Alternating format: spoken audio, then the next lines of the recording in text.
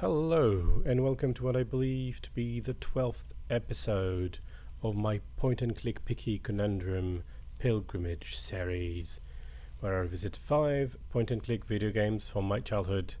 This is the 5th and last video game, Discworld Noir, our second Bogartian adventure. This time set in the Discworld, where, as in any noir story, it is night and it's raining. So last episode, Luton, who is our main character, started to tell his story. A sec. How he ended up waking up dead. We were approached by a lady of the name Carlota, who wants us to find her lover, Mundy. We have found Mundy, and he was then killed more or less before our eyes. Spoilers much. And right now we're trying to report, but Carlota's missing. And I was a bit stuck last time. We also have this troll called Jesper Horst, who seems to be some kind of mafia boss, who wants us to find a golden sword that apparently Mundi had. We know it is with the cargo of the ship he came in, but we can't access this cargo as of now. We might need more tricks. So yeah, I was saying, I was a bit stuck last time. I don't know exactly how this will turn out. I haven't had any brilliant new ideas. I have a walkthrough in case we get stuck for too long, but very often coming back with fresh ideas is sufficient to get unstuck. Let's see if it works this time. Anyway, here we are back. We know that Mundi was hung upside down and he wrote 3712V, which is probably where we'll find the sword. I'd realized that Mundi had been hung upside down before he was killed, and that the message that seemed to say Azil might actually read 3712V. But I didn't know what it meant. Maybe we need to combine some... The Milka is not available anymore. Oh yeah, Malachi is looking for Sapphire, probably because he wants to find the loot from a case for which he was a theft, for which he was imprisoned years ago. He recently escaped. We a troll named Sapphire told us where to find. He doesn't want to find Sapphire. He wants to find I don't remember. Sapphire told us where to find the lady Therma. He wants to find Therma. Sapphire told us where to find her. That wasn't her. I very much suspect that she is Therma. That's not very useful.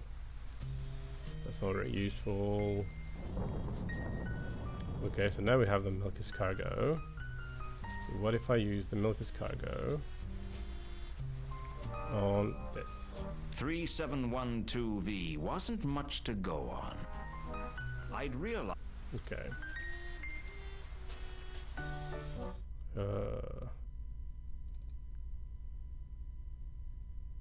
Come to person. The man's got... Let's see. Does 3712V mean anything to you? Leave me alone, Luton. This is PC. I'd realize... Sorry about that. We can find, yeah. If we can find here, yeah. Just checking stuff. Okay,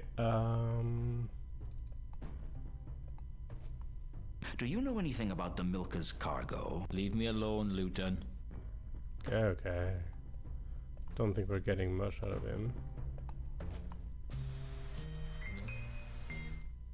Oh yeah, and we have a dwarf following us, but I don't know if it's just an Easter egg or if it's going to turn in handy. some point.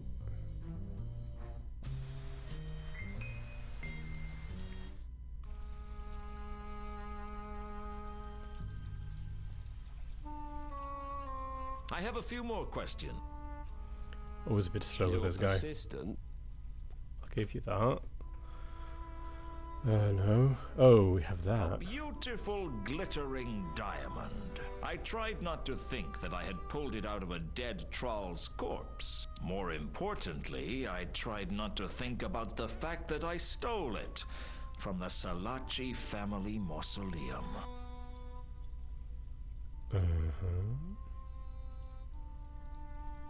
Do you know anything about the Milka's cargo? Just one thing.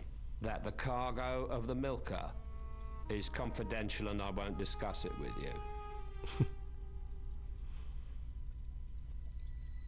I didn't want to. This was clearly something.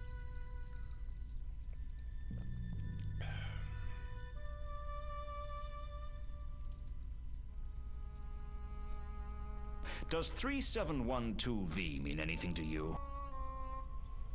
That's nothing to do with me. Oh, there's no wrong though.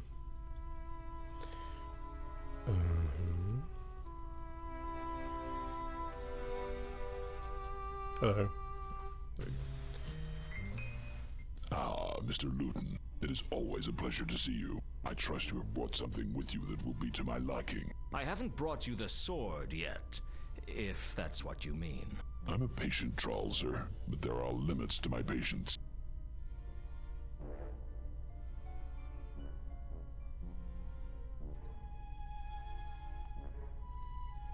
Does 3712V mean anything to you? Become, sir. Let us not stray. I don't remember if I did any of that before. I considered asking Horst about the Milka's cargo. You're still interested in buying the sword off me, I suppose? Naturally, I am not a fickle businessman by any stretch of the imagination. But you won't tell me anything about it. Come now, sir. In our line of business, information is as valuable a currency as the dollar. I am not about to give you for nothing what may have greater value as a secret. Perhaps I'd be more inclined to sell to you if I knew what I was dealing with. Perhaps, but nonetheless, I am in no doubt that no one can match the prices I am offering, and hence, I have no doubt that ultimately, you will have to sell to me. You could be right. We'll see.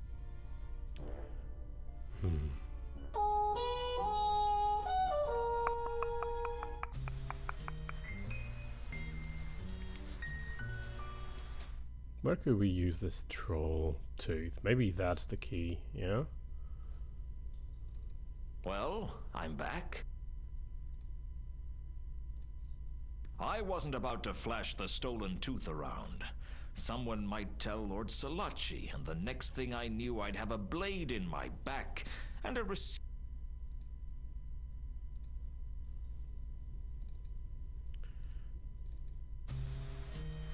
Yeah, I didn't leave that to finish. I'm being a bit impatient.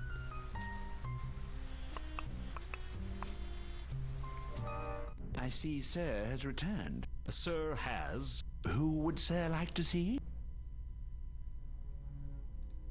Is the Count But I've got a few more questions. Go. I wasn't a... Fair enough. Maybe the coin. I had a feel... No, I think we already did that anyway. Do you know when... I'm sorry, but I didn't want... This was... Does 3712... I'm sorry, Can you think of any reason? Mr. Luton.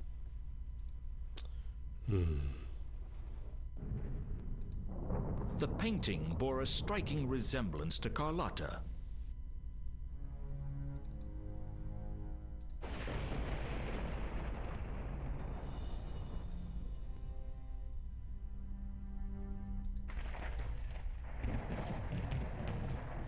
Did I break the game? The painting... No, I didn't. Okay.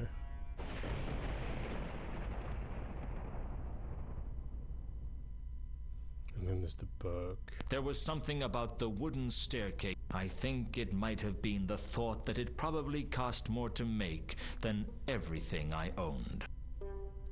I confess, I was consumed with avarice, but I wasn't about to steal an entire staircase. Yeah. It's playing small. Come on. The book was about the lineage and heraldry of the nobility of the city of Ankh. I didn't understand much of it, but I noticed that there were handwritten corrections in it. Maybe we can compare to the coin. Best to leave the book alone. The book was an old edition of Twerp's Peerage, probably a collector's item. Why do rich families feel the need to leave old, valuable books lying around in their reception halls? It's bad enough that they have so much more money than you without rubbing it in. I guess.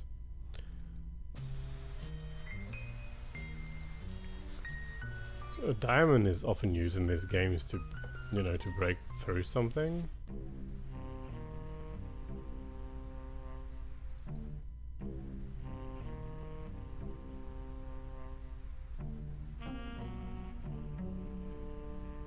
I guess I never really noticed that the Cafe Ankh had a wine cellar before. Perhaps if they'd run out of drinks at the bar.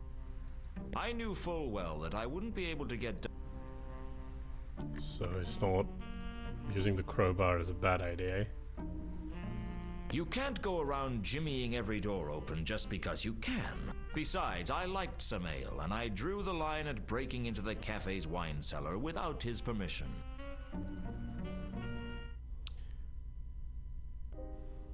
Right now I'm focusing on Monday, but maybe we need to progress on Therma. I don't really know how, because I don't think we know where Sapphire is. I decided not to Just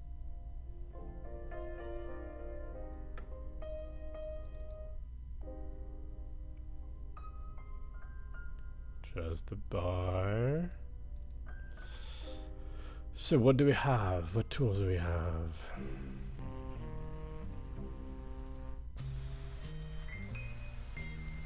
That isn't where I wanted to go. Well, we can ask. come to persecute the man.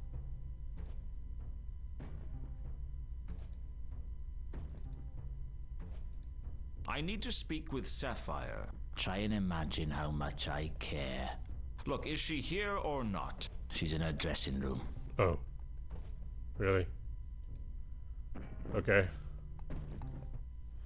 That was it. It's really impolite to walk into a room without knocking. But who knows what you miss out on when you take the time to knock. Sapphire had a pile of money in her room, and I was glad I hadn't given her an opportunity to hide it.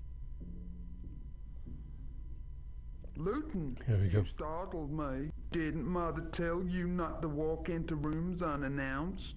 Mother told me to walk into rooms with a crossbow. She was a sensible woman. What you want? That's quite a lot of money you've got. What? Oh, yeah. Money, yeah. Where'd you get it, Sapphire? Oh, that. Well, see, I won it. Won it? Yes, at casino. Which one? Saturnalia. Sapphire go there often. Really? Is it a good casino? Oh, yeah. Good as casino get. You should go, Luton. Maybe I will.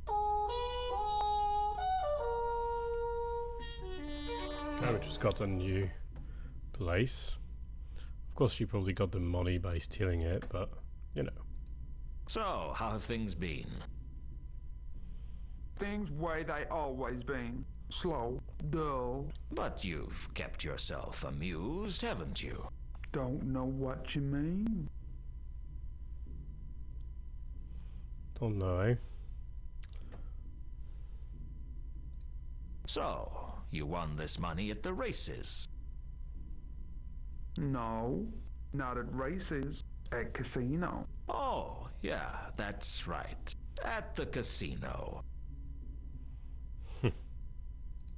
You lied to me, Sapphire. strung me along with that Madame Lodestone story. What? No. Sapphire told truth. The troll in Madame Lodestone's grave wasn't Therma. How you tell?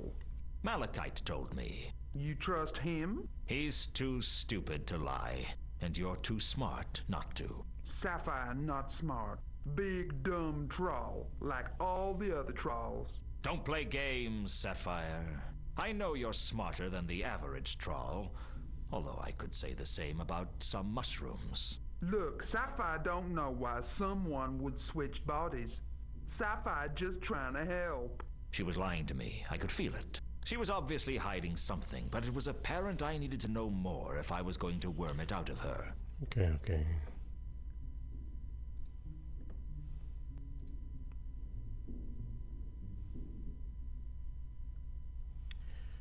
So where's the place? Here it is.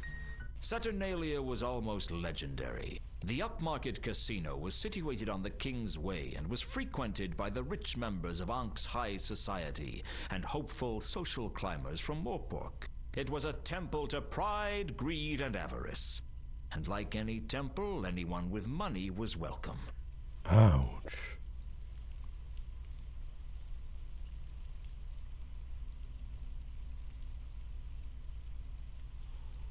My eyes a little stuck. Sorry for the antiques there. The River Ankh. Probably the only river in the universe on which you could chalk the outline of a corpse. The last person I wanted to see was Death himself, waiting to take me to whatever hell awaits a failure like me. But after Death, Ilsa was a close second. My eyes were drawn to her the moment I entered the room, and I decided then and there that I wasn't going to talk to her. The next thing I remember, I was talking to her. Hello, Luton. Still mad at me? As soon as I learn how to offer forgiveness, you'll be the first one to receive it. This is my companion, Two Conkers. Pleased to be meeting you. You are Remora Salachi. Not the last time I checked. This is Luton. He's an old friend of mine. Why did he think I was Remora Salachi? We're supposed to be meeting him here. What do you want with an assassin like Remora? What are you talking about? I looked around to see Remora drawing a weapon. Assassins are damn good at what they do, but they're not allowed to kill innocent bystanders. I didn't know if it was bravery or stupidity, but I decided to stand between Remora and his target. Interrupting an assassin while he was working was a risky business. So I decided to ambush Remora with the old only answer questions with questions routine. Why did you try to kill that woman? Why does any assassin try to kill someone? Who put a contract out on Ilsa? Don't you know better than to interfere in official guild business? Why would anyone want to kill Ilsa? Do you expect me to discuss a confidential case with you? What do you want from me, Remora? A swift death and a cheap funeral. Ha! You lose. That wasn't a question, that was a statement. You're getting sloppy. You're lucky we're only allowed to kill for money, because I'd take you out for free, Luton. I'd managed to embarrass Remora in front of a crowd of social notables, and that was bad news. It was bad enough that I had the watch breathing down my neck without the Assassin's Guild baying for my blood. Fortunately, there was nothing they could do to me unless someone paid for a contract on me. Actually, that wasn't strictly true. They could tie me up and torture me for days if they wanted to, just as long as I didn't die. It wasn't a comforting thought. Who was the woman? Carlotta, what are you doing here? I like to take risks. Isn't that what life is for? I've taken enough risks to last a lifetime. You didn't answer my question, you know. Who was the woman? Ilsa, why do you want to know? Jealous? Afraid you might have a rival? All women are rivals, Luton. She's not important. I see. If you decide to be honest with me, I'll be around. It was the most unsettled I'd seen Carlotta get. I guess there was a heart in that cold chest after all.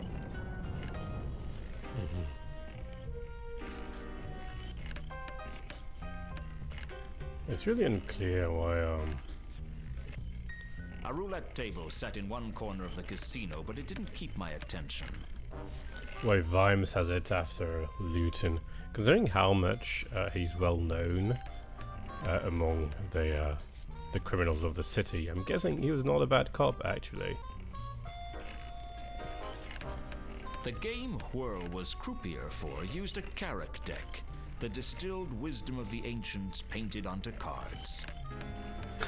The croupier at the truncheon table was a man named Whirl. Whirl didn't give anything away for free. What's the game? Truncheon. Interested, stranger? The name's Luton. What are the stakes? Minimum stake is $1 a hand. House limit is 10,000 per hand. I'm in. Here's my dollar. Hey, big spender. Whirl told me how to play the game. Something to do with the Major Arcana and the Private Arcana. The Major Arcana had strange names like the Fool, the Pyrophant, and the unbelievable expense of a slice of cheese. Essentially, it seems I just had to stay under 21 and get as high as I could. It all seems pretty whimsical to me. Mr. Whimsical World. What happens in a tie? I win. That doesn't seem fair. I'll note that down in the complaints book, shall I? Player thinks the odds might be stacked in favor of the house. I didn't really know what I was doing, but I expected to lose my dollar anyway, so I didn't worry about it. But someone else at the table seemed pretty worked up about what I was doing. That isn't the way to play it. Why not? Because it isn't the way to win. Is there a way to win? Well, there's a way to lose more slowly. What's it to you? I've seen enough losing. I don't want to see any more. I only bet $1. No, it's the principle of the thing. What do you think? I'm just a croupier. I'm not paid to think. I lost my dollar, but I reckon I got value for money. And hey, the cards were pretty. That wizard person here has a very weird voice acting. Do you own this place? Saturnalia? No, you gotta be kidding. Who owns it? I don't really know. Probably a whole group of people. For all I know, no one owns it, and it just keeps ticking over all on its own. Is that likely? Frankly, I don't really care. As long as I get paid, it's all the same to me. Don't you have an inquisitive mind? No, I find people with inquisitive minds don't live too long. Ooh.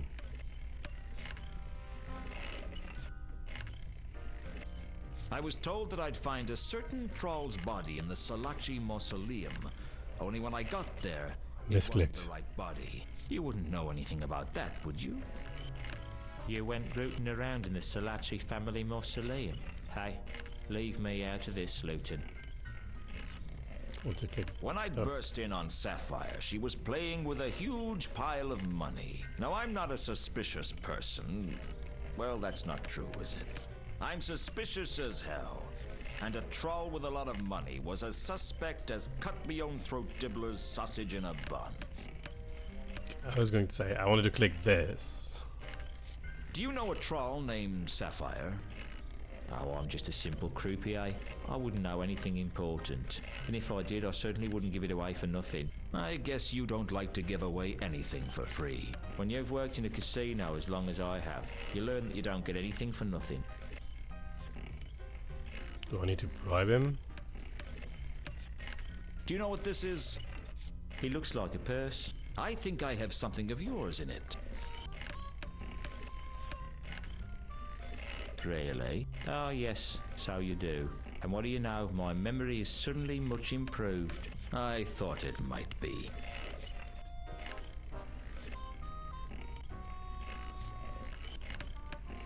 You know a troll named Sapphire, don't you?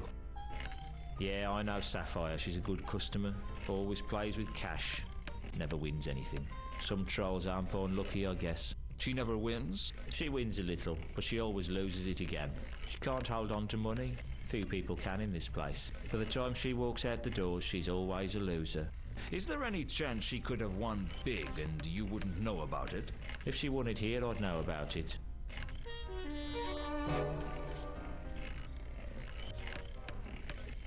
Okay. Without enough to confront her. You seem to get worked up over my gambling. I'm not as easygoing as I used to be. You're a wizard? Wow, you're sharp. What tipped you off? The gown? The arcane symbols? Look, I just thought you might want to talk. You tried to help me at the table, and I thought I'd make amends for being so rude to you. Sorry I tried. No, wait. I'm like, sorry, friend. It's just, I'm on edge. The name's Luton. I'm sorry. We haven't been properly introduced. My name is Warb. B-L-L. B-L-L? Well, Bachelor of Eldritch Lace Making. Eldritch lace making? Don't ask. You're a regular in here, then? I guess so. I'm not very lucky. I thought all wizards were lucky. Whatever gave you that impression? Do you know how many bizarre and unpleasant ways there are for a wizard to die inside the walls of Unseen University alone? One false invocation as you're summoning a demon, and bang! Your lunch for some pit fiend with more tentacles than legs and fewer arms than heads. Or spend too long in the wrong area of the library and poof, you disappear. All that you leave behind is a statistic. Don't you like being a wizard? It always seemed like a glamorous profession to me. There's nothing glamorous about wizardry. Well, except for glamours. Glamours? It's an elvish thing. Well, thank you very much. I don't get it.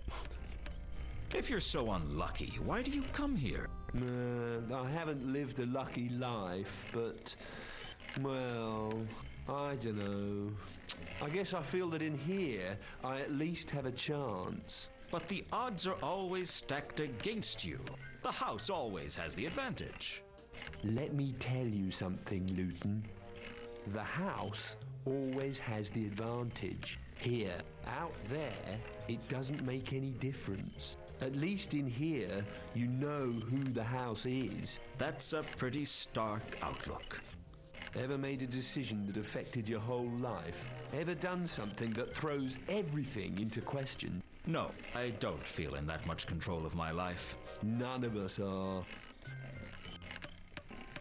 So you work up at Unseen University. I was trained there. Once I got my degree, I moved on. But you're still a wizard. I thought all you guys were under the jurisdiction of the university. Yeah, I work for Unseen Securities now. Unseen Securities? Yeah, we make magical security systems. Very exclusive. Are they expensive? Oh yeah, hardly anyone can afford our services. I guess at some point we'll have to crack one of their security devices. Don't think I have much to discuss with them. Is your bad luck common knowledge? Well, pretty much everyone knows I've got a losing streak. Anyone else famous for their losing streak? Well, the Sapphire. She's not very lucky. Other than that, no one springs to mind. Do you know a troll called Sapphire? I've seen her around, but I don't really know her. Seen her here? Oh, yeah. She's sometimes here. She never looks very happy, though. Do you know a troll called... I've seen... Oh, she never looks... Okay, that's about it for now. Maybe he knows that. I had a... Sure.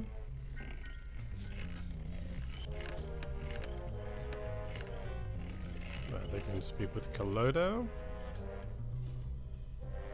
The woman's name is Ilsa. She and I used to be close. It's over. Why are you telling me this? I thought you might want to know. How is the case going? Badly. Mundy's dead. Dead? Yeah, dead. Murdered. And not a pretty sight. I'm sorry. Don't be. I'll survive. You could have chosen a nicer way to tell me. I thought you might appreciate me getting straight to the point. Do you want me to stay on the case? Is there still a case? I thought perhaps you might like to know who killed Mundy and why. Yes, I owe him that. You can continue with the case, Luton. Do you want to know what happened with Mundy? That's what I'm paying you for, isn't it? Is it? I'm starting to wonder. Don't you like me, Luton? What's not to like? You're a woman like any other. Do you look down on all women, or just the ones you know? I have plenty of distaste to go around.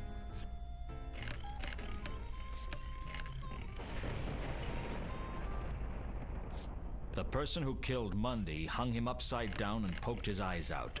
Can you think of any reason they might have done that? Delicate? What? No. Why should I? Well, you knew Mundy. I didn't. I thought you might have an insight on it that I didn't. Did you kill Mundy? What? What do you think I am, Luton? It's got nothing to do with what I think of you, Carlotta. But the Watch are investigating, and if they find out about your connection with Mundy, you're bound to be a suspect. So why are you asking me if I did it? Let's just call it professional curiosity. If I had done it, would you turn me in? That depends. On what? On why you did it. You don't strike me as a moralist, Luton. I'm a simple man, Carlotta. I have simple ideas of what's right and what's wrong. The trouble is, things are seldom that simple. It's always somewhere in the middle ground. I try not to jump to conclusions. In my line of work, that can get you killed. That must be a tremendous incentive to think everything through. I do my best. You still haven't answered my question. I didn't kill him, Luton, if that's what you really want to know. Do you have an alibi?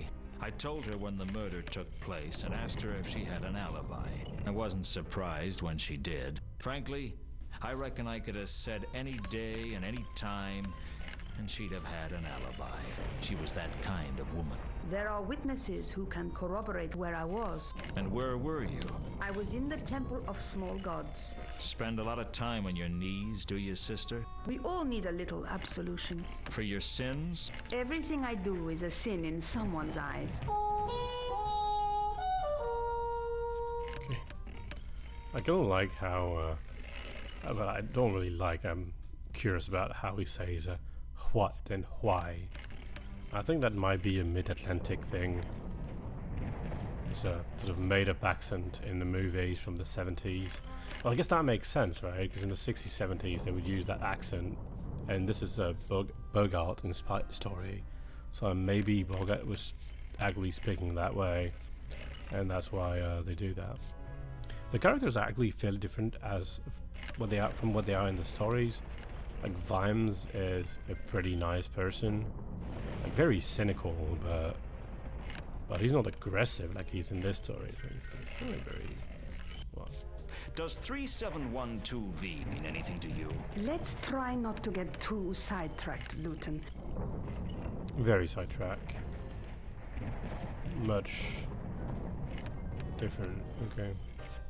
Do you know anything about the cargo from the Milka? No, I don't. I want to talk to you about something important. Really? I can't wait. Not here. It's too public. Your place or mine? Yours is probably safer. Let's go. We barely spoke at all on the way over, and there was a certain tension between us. Gods help me, I liked it. Well, we're alone. What did you want to talk to me about? You've got a lot of smooth moves, Carlotta. You've managed to string me along like a kitten. What are you talking about? I'm talking about you lying to me, sister. I'm talking about the way you used me to track down Mundy, and how you are planning to cut me out of the action when I found him. You're paranoid, Luton. Oh, I know I'm paranoid. But just because I'm paranoid doesn't mean you're not a lying, thieving lowlife. Tell me about the Golden Sword. I don't know what you're talking about. Oh, I think you do. And so does Jasper Horst. You spoke to Horst? Yes, I spoke to Horst. And he seemed to think that I had possession of the sword. Apparently Mundy had it, only he died before he could deliver it. Horst thinks I killed him and took the sword. I didn't want you to get involved, Luton. It was too dangerous. Ah, don't pull the hysterical woman act on me, Carlotta. It won't work. All right, you got me. I used you. Everybody uses everyone, Luton. It's the way of things. Friendships are just what happens when you've used someone for so long, it becomes habitual. You're a bitter little lady. It's a bitter little world. What now? You tell me everything. Why? Because you need me. I don't need anyone. You'd like to think so, wouldn't you? But even you aren't totally independent, Carlotta. You need the Count's money, for one. One word from me and I could get you cut off. He wouldn't dare. He's too bound by tradition. Perhaps, but can you really afford to take that chance? What's the deal, Luton? Straight cut. I'll help you recover the sword. We split the profit. You think you can trust me enough for that to work? No, but this isn't about trust. It's about money. You don't trust me any more than you trust Horst. But I figure you'd work with him if it got you the money. You're smart, Luton, but you've got one thing wrong. What's that? I trust you more than I trust Horst. Oh, I'm touched. But I reckon you'd trust a rattlesnake before you'd trust Horst. You're a good judge of character. Hang around with scum long enough and you learn to tell the different types of scum apart. Horst is the treacherous kind. What about me? You're just a woman, Carlotta, and that's not a compliment. Why do you hate women so much? I hate everyone and everything. No one gets special treatment. Now tell me the real story between you and Mundy. Mundy wasn't my lover. He was my contact. He was supposed to be bringing the artifact in from Sota, but something went wrong on the way. I don't know what it was, but Mundy never made his rendezvous. I went with Reagan to the wharf to meet him, but he wasn't there. Who's Reagan? Tut tut. We have been lax in our investigating. Just tell me who he is, Carlotta. Henning's friend, if that's a meaningful word when it comes to the old relic. You should talk to him about Reagan, not me. Do you know where Reagan is now? No, he dropped me at the Temple of Small Gods, and that's the last I saw of him. Did he know what was going on? Reagan? Ha! No, I never told him anything. Everything I told him would have gone straight to the Count. Anything else you haven't told me? I'm sure there's plenty of things I haven't told you. The girl's got to have some secrets. You're trouble, Carlotta. Admit it, Luton. You like trouble. What if I do? I know what's going on inside of you, Luton. You're just like any other man, only a little more so. When she kissed me, fire burned in my veins and I felt alive. Have you ever kissed someone who you didn't know whether to love or to hate? Well, other than your parents. Not that I'm prying into your private life, just trying to get my point across. Something changed in me at that point, and I knew I'd never be the same again. I guess we have a deal then. With my brains and your looks, we could go places. What about with my brains and your looks? We could still go places. They just wouldn't be as nice.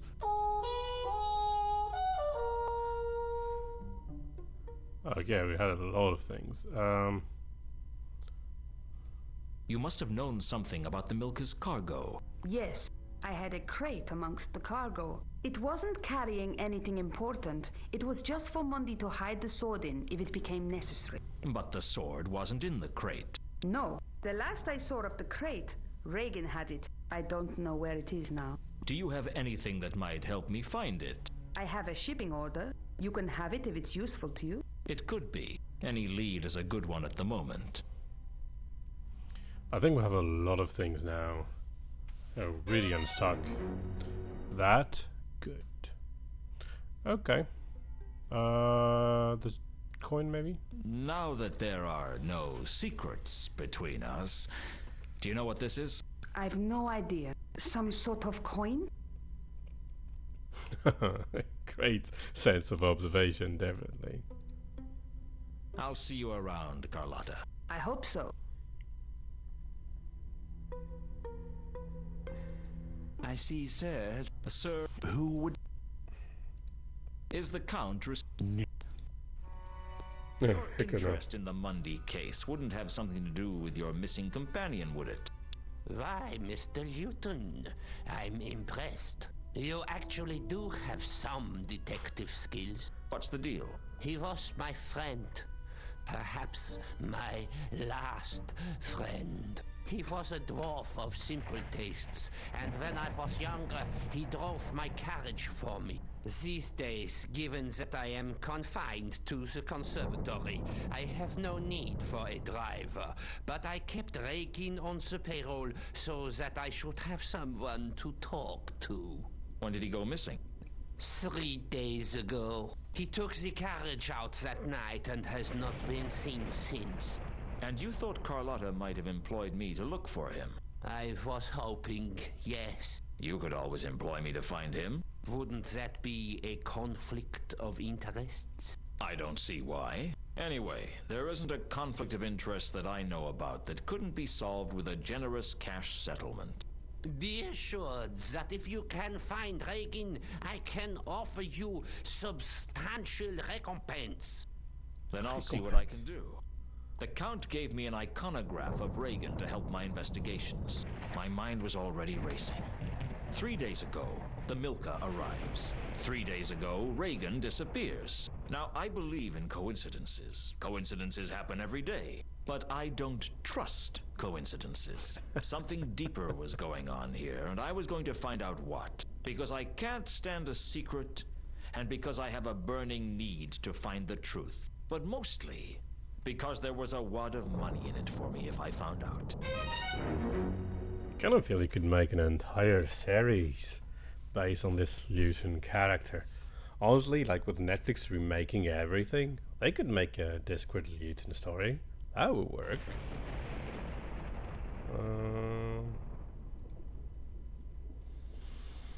Yeah, I don't know. There's so much we can do right now. There's the Temple of Small Gods. Let's see if I can access the cargo. I have a few more questions.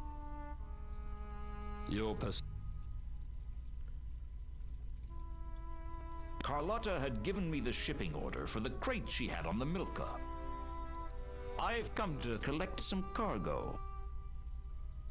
Oh, yeah. Of course. Yeah, I'm gonna swallow that, aren't I? I mean, you come up asking questions about cargo, and I won't tell you about the cargo. Then, miraculously, you're here to collect some cargo. You must think I was born yesterday. Well, I can always take this shipping order to your boss and say that you wouldn't let me collect my cargo. Okay. Well, let's not be too hasty, eh? I mean, I have to be skeptical, right? I'm a watchman. Where would we be if people like me weren't just a little bit cynical? All right. You win. I eventually persuaded the watchman to show me the ledger for the recent deliveries. The Milka had been carrying some wine barrels that were shipped to the Café Ankh and some crates under the name Warburg. According to the watchman, they were collected by the Guild of Archaeologists, Antiquarians, and Tomb Evacuators. I guess somewhere was the von Uberwald crate that went with the shipping order, but the watchman didn't know about it, and there was no sign of it in the warehouse. Okay.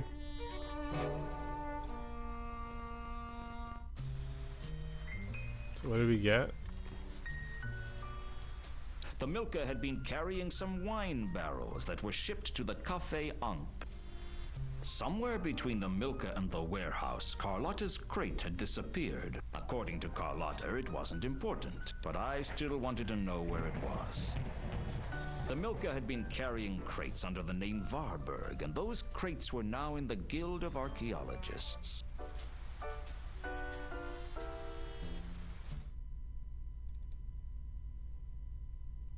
So many things to do. Persecute me.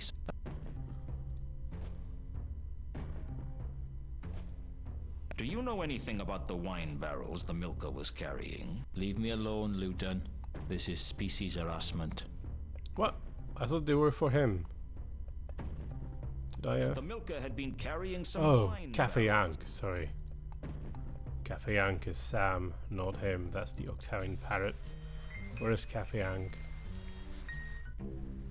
Do we get to speak with Sam this time? Aha! Aha! Taking a break, Samael? Oh yes. It's not easy working the piano all night. Well, I'm sure you deserve it. Thank you, Mr. Luton. You don't have to call me Mr. Samael. We're old friends. Sure thing, Mr. Luton. Old friends. I reckon I've earned a right to call you Mr. As long as that's what you want. How's business, Samael? It's pretty good, Mr. Luton. How are things with you? Not so good. I think I'm so deep in trouble that I haven't even realized it yet. You haven't had much luck, have you, Mr. Luton? Not since the Hotel Pseudopolis. That was when... Oh, I see. That's okay, Samael. I don't mind talking to you about it. You're like family. That is sweet. Okay. Apparently, some of the cargo on the Milka was delivered here. That's right. The Milka always brings us a supply of Ephebian wine. Where is it now? Most of it is still in the wine cellar. We sell some of it on. Who to? Lots of different people. I have a box of receipts in the cellar if you're interested. Sure. I'll give you the key. Mm-hmm. That was a bit easy.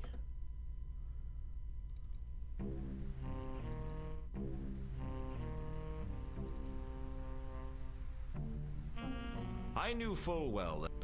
I think it would have been better if Sam was taking his break from the beginning of Act 2, so that you have more than one thing, or you would come back to him after a while. Years ago, it would have been my dream to stand in the Café Ank's wine cellar. So many barrels of fine wine. Even Chateau Hector, Year of the Weevil. My favorite vintage. I used to dream of Ilsa, too, from time to time. So when I walked in to find Ilsa there, I had to check I wasn't wearing my pajamas. Most of the wine barrels in the Café Ank's cellar had been brought into Ankh-Morpork on the Milka. My ex-lover Ilsa and her companion Two Conkers were hiding out from the Assassin's Guild in the wine cellar. Hello again, Ilsa. I can see I'm going to have to get used to finding you where I least expect. You didn't say goodbye at the casino. What happened to you? We got away thanks to you. It was nothing. It wasn't nothing. You saved our lives, Luton. Lulu, is that you? What's up with him? He's delirious. He's been injured. Let me have a look at his wound. He'll be fine. He needs a chance to rest, that's all. He fades in and out a little, but he'll be okay. What happened? It was Remora. He's been following us. He won't quit. He's an assassin. It's his job. Once they've been paid, the target is as good as dead. They never renege on a contract. They throw great soirees as well, and if they invite you, they won't take no for an answer. That's not much comfort. Well, at least you know if an assassin kills you, you're not going to be killed by some thug. They're very efficient at it. Practice makes perfect, you might say. I was going to be an assassin once. What happened? The usual. Forces outside my control. It is you, from Casino. You save our life. We to be in your debt. I guess you to be just that. We need your help, Luton. Haven't I done enough for you? I know it's a lot to ask after what happened. Women. It's never enough for you, is it? Please, you have to find us somewhere safe to hide. Why? Why should I do that for you? Why should I do anything for you? Not for what happened, Luton. For what we had. Once. We had a dream. Trouble is, I woke up and I could still remember it. God. These dialogues, though. Does he know about us? Two Conkers? No, I never told him. Why not? He's my husband. You're married? I always was, even when I met you. Why didn't you tell me? It's not as simple as that. I met Two Conkers in Ikalpon. He was on a secret dig for the Sun Emperor, and we fell in love. I thought the Agateans weren't supposed to know about the outside world. That's true, but the outside world isn't supposed to know about the Agatean Empire either. Trouble is, centuries ago, their empire spread beyond the counterweight continent, and there's archaeological evidence for the strange and charmed Quack dynasties all along the Turnwise Ocean coast. The Sun Emperor sent Two Conkers out to cover up the evidence. This doesn't explain why you didn't tell me you were married when we met. Two Conkers went back to the Agatean Empire, and I stayed behind. He wasn't sure I'd be safe there as an outsider. I didn't think I'd ever see him again. He might as well have died. I almost died too, until I met you. Great. I was your number 2 husband. You don't understand, Luton. I didn't love Two Conkers. I mean, I was infatuated with him, and he needed me. I was nothing before I met him. He gave me a purpose. He gave me a life. Oh, that's good. Because he took mine. At least his accounts will balance. He came back, didn't he? That's why you left me. Yes. I got a letter from him saying that the government had been overthrown, and the Empire was a new world. I wanted to tell you, but I didn't think you'd understand. At least you got that right. So, you're Mrs. Ilsa Conkers. No, I kept my maiden name. Our marriage was supposed to be a secret. Oh, is she the Harburg person? We'll see. So you've been traveling with Two Conkers for quite a while now. Yes, we've been making our way around the Circle Sea. There have been several digs. And everything you find goes back to the Agatean Empire. No, not now. There's no point. Most of it comes here to Ankh-Morpork. We give it to the Guild of Archaeologists, Antiquarians, and Tomb Evacuators. They have quite a collection of artifacts. That's it? You spend your life digging up junk that no one ever sees? We're looking for something. Something Two Conkers wants to take back to the Agatean Empire. What is it? A jewel. Jewel. Find the jewel, yes? Tell me about this jewel. Gold-plated jewel. Very old. I thought the Agatean Empire had plenty of gold. Special artifact. Gold to be making it come from Agatean Empire. Stolen by one of your gods. Great fortune to Empire if it can be returned to us. How will you know if you found it? Gold-plated jewel not common. This jewel be having inscription. Unquam paratas. It means forever ready. You don't even know if this jewel actually exists, do you? We've just come from a dig in Sorta. It's a village near the ruins of the ancient city of Sort. We found inscriptions there of many artifacts, including this jewel. It exists, all right. We just haven't been able to find it.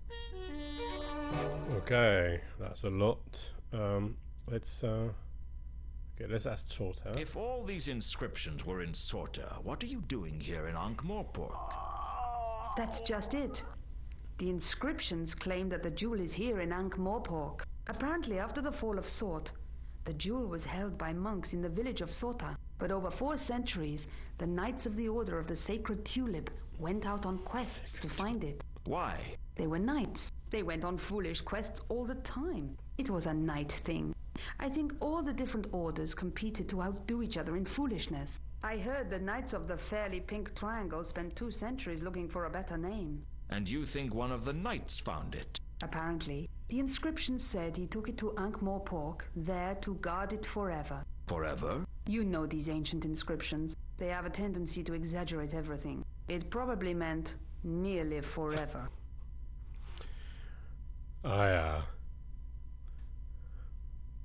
I'm going to venture a guess that this jewel is on... no, probably not Therma. It's Therma's Sapphire. She just has money, so that's probably a bad guess, but whatever.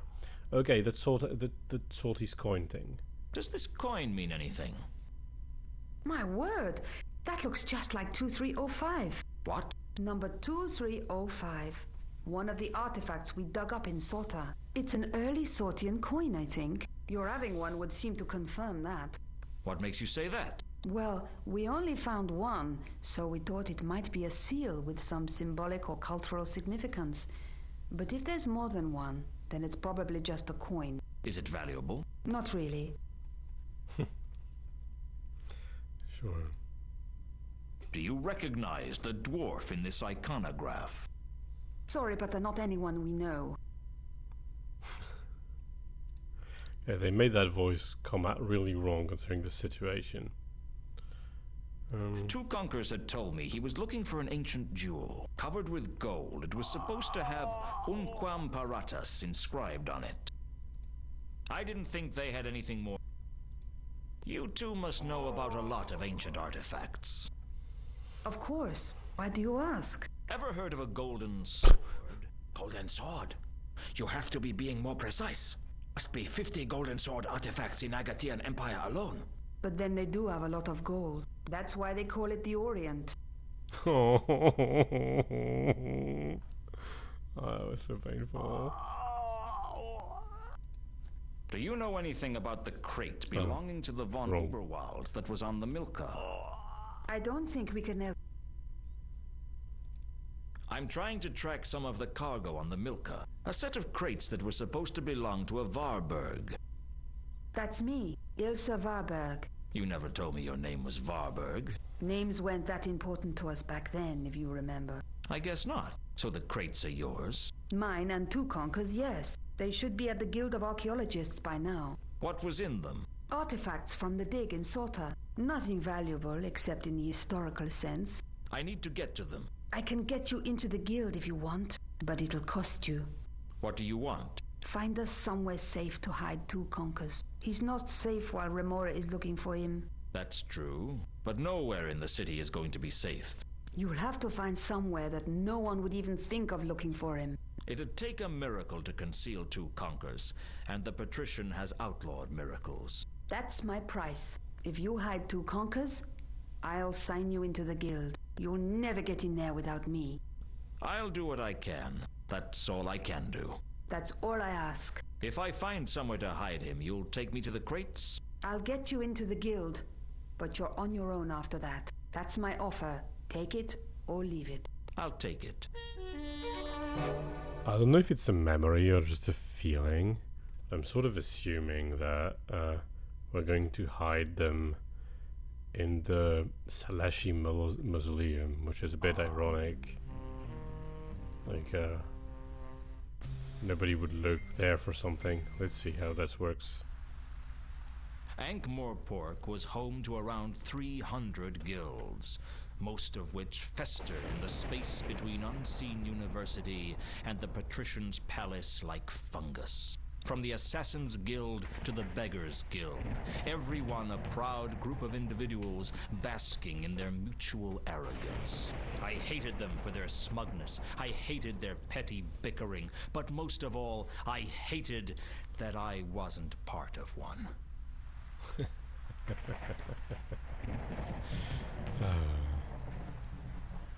The guild coat of arms was clearly displayed, along with the guild motto, Serpentis Odi. I don't know what that means. It's the Odi of the Serpentis. Oh, the serpent, or the snake. That's definitely a genitive, but I don't know what Odi is. Anyway, I find the humor in this to be extremely Pratchettian. I mean, it's definitely darker than your typical, like, more cynical than typical Discworld, but really captures the kind of jokes from there quite well. The door into the guild has a hatch on it. I guess they didn't have an open door policy. Hello? Open up. All right, all right. Hold on. What do you want? Can I come in? Are you a member? No. Then no. This is members only. Okay. You only allow members into the guild? That's what I said. I wasn't kidding. What happens if something goes wrong with your plumbing? What do you mean? I mean, do you let the plumbers in to fix the problem? Yes, we do. Are they members of the guild? No, we sign them in. If you signed me in, I could come in, right? That's right. Then what do I have to do to get you to sign me in? There's nothing you can do that'll make me sign you in. I just don't like you. You don't like me? What kind of excuse is that? It's the truth. How else can I get in? Find another guild member to sign you in, or become a guild member. Great. So I have to wait around here for a guild member willing to sign me in to turn up. Don't hold your breath. Nice.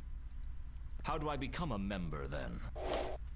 You need to find a member of the guild to endorse you. Never mind. I can spot a lost cause when I see one.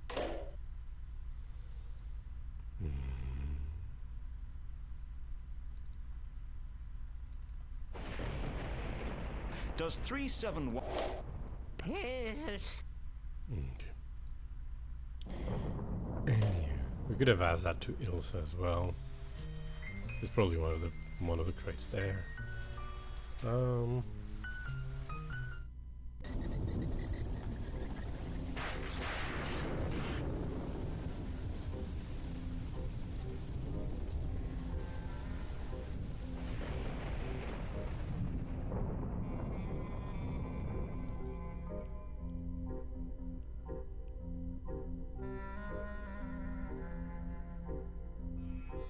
I hope you're ready for dialogues. The Temple of Small Gods was Ankh-Morpork's unique concession to all the thousands, perhaps millions, of small gods that the Discworld was home to.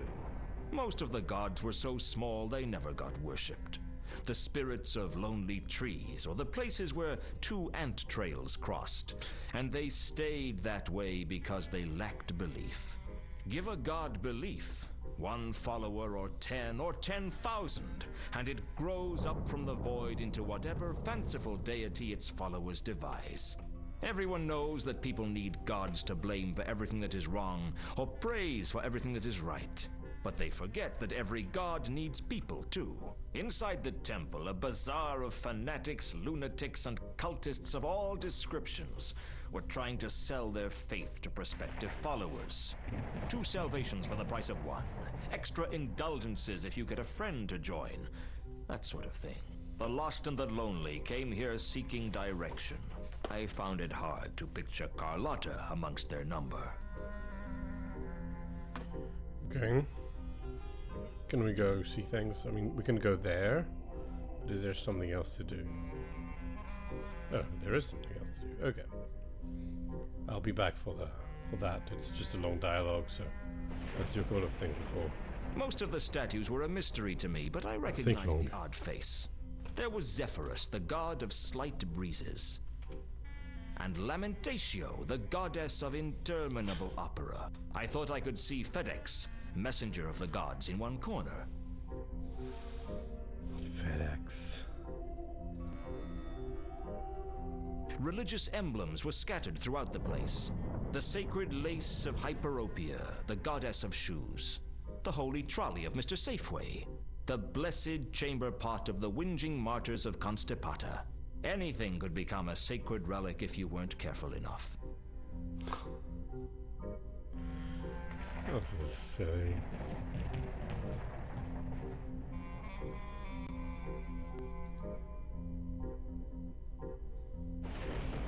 Behind Mooncalf was a beautiful stained glass window depicting Morphine, the angel of dreams, passing the recipe for the Discworld's first pizza to a mortal.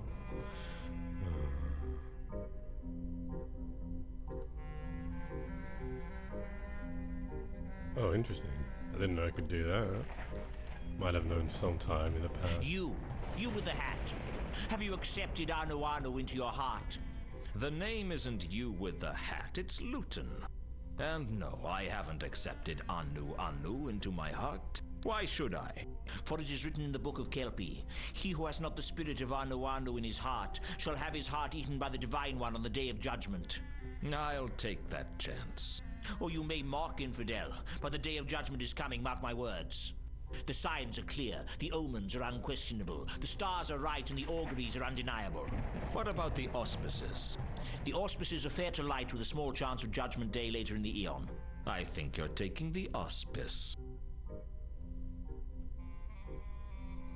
So, here I am, a fresh punter. Why should I choose your religion over anyone else's? Because Anu Anu is the true god of gods, more mighty and strong than all the others put together. About half the gods in this temple alone claim to be the true god of gods. But Anu Anu reveals himself through his divine miracles. Such as? Ever looked at your thumb? Ever really thought about it? Ever considered what you couldn't do if you didn't have a thumb? Anu Anu is the god of thumbs? No, but Anu Anu bites away the thumbs of the non-believer. I'm not convinced. Anything else? Join the cult of Anu Anu now to receive a free faux pearl statuette of the great god Anu Anu, a $90 value, absolutely free. Be the envy of your friends as they roast in the fires of Sogorop. Thanks, but I'll pass. Did your church buy that window? We are not a church, we're a cult. What's the difference? Demographics. Churches appeal to the high society element. Good for funding, but bad for grassroots support. Now, your average cult has much more of a street-level membership. Not so much money, but easier to get things done. Well, did your cult buy that window? No. It was purchased by the Eternal Seers of Revelation Joe many years ago. It depicts the moment when the Divine Prophet was given the recipe for pizza by the Creator. How come you're working in front of it? The Eternal Seers ran out of support decades ago. It figures. So what is Anu Anu the god of? Anu Anu is above being bound to one single concept or idea. He is power incarnate. Come on, level with me. What is he the god of? It's not to be discussed with non-believers. So this is less of a religion and more of a lucky dip. Oh, I feel sorry for you on Judgment Day. Now let me get this straight. The Eternal Seers of Revelation Joe worshipped pizza. No, my child. The legends say that the first pizza was created by the Klatchian mystic Ronron Revelation Joe Sawadi, who claimed to have been given the recipe in a dream by the creator of the Discworld himself. Allegedly, the creator said that the pizza was what he had intended all along. Those who have seen the original say that what the creator had in mind was a small cheese and pepperoni affair, with a few black olives, and things like mountains and seas got added out of last-minute enthusiasm, as so often happens. So who were the Eternal Seers? The survivors of the schism of the Turnwise Ones and the resulting Grand Jihad. Grand Jihad? Yes. After the deaths of some 25,000 people, the faithful were allowed to add one small bay leaf to the recipe. So is this divine figure in the window the creator? Oh no. It is blasphemy for any to depict the rat face of the creator. Because of his divine stature? No. Because it is clear that world creation is not a divine act, but a rather straightforward mechanical function. Hence, to praise the creator would be blasphemy. How does the creator feel about that? He seems content. He's had some success with his design, apparently. The details are sketchy. I feel that a lot of these dialogues are just like stuff the narrator says in books. I'm not sure. You keep mentioning Judgment Day. What do you mean? Mark my words, it's coming. Darkness and evil shall descend on this city, and fetid corruption shall consume the very souls of the unbelievers. Only the followers of Anu Anu shall be saved. Darkness and evil? How exactly are we going to tell Judgment Day from any other day in Ankh-Morpork? By the time you realize what's going on, it will be too late. It generally is.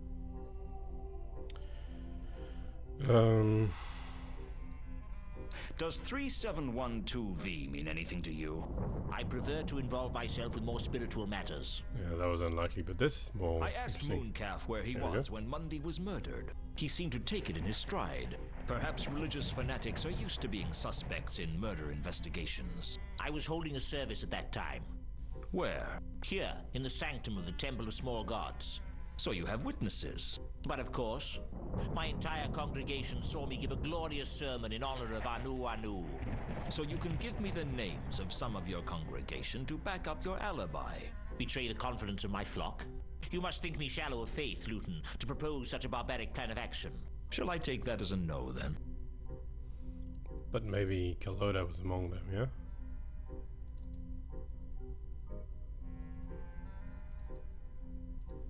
I asked Mooncalf if Carlotta was in the temple when Mundy was murdered. Frankly, he didn't seem very sure. His face took on a vacant look, like someone trying to remember who won the boat race in the year of the asthmatic antelope. Yes. Yes, I believe I saw her in the temple that night. Does she come here often? She is indeed a regular of the Temple of Small Gods.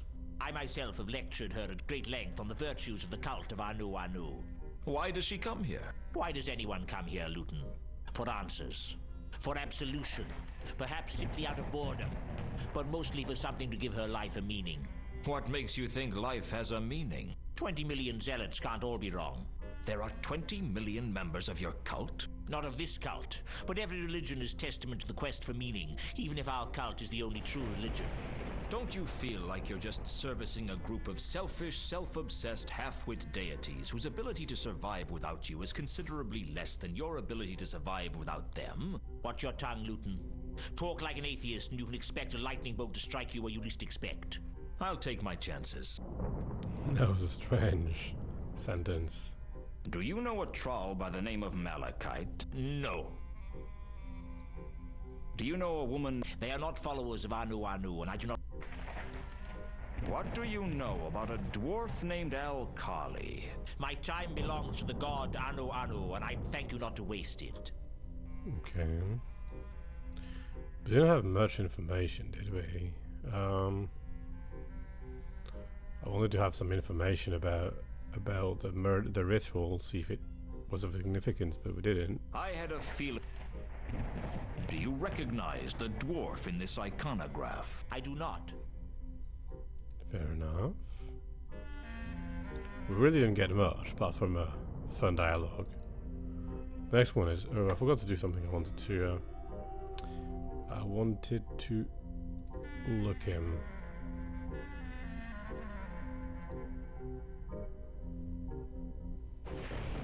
I was drawn to Mooncalf by his religious fervor. He was the kind of man who wouldn't miss a single event in the temple, no matter how trivial. He also struck me as the kind of fanatic who knew 100 words for infidel, and not one for compromise. Not even compromise? Oh. That sounds unfortunate. Let's go. Talk to... I sometimes remember his name. Malaclips. Exactly. Malaclips drew attention to himself by virtue of the lack of crowds around him. Even the followers of Flatulus had a small crowd, but for some reason no one wanted to talk to him. It looked as if he had a metal fish hung around his neck. Fair enough, metal fishes. Who do you worship then? Why do you want to know? Who sent you? What do you want? My name's Luton. I'm a private investigator. You've been sent by the elucidated brethren of the Ebon Knight to silence me, haven't you? Their plots are so transparent. It won't work. I have protection. There isn't an elucidated brethren of the Ebon Knight anymore. They were forcibly disbanded. Disbanded? By a dragon, as it happens.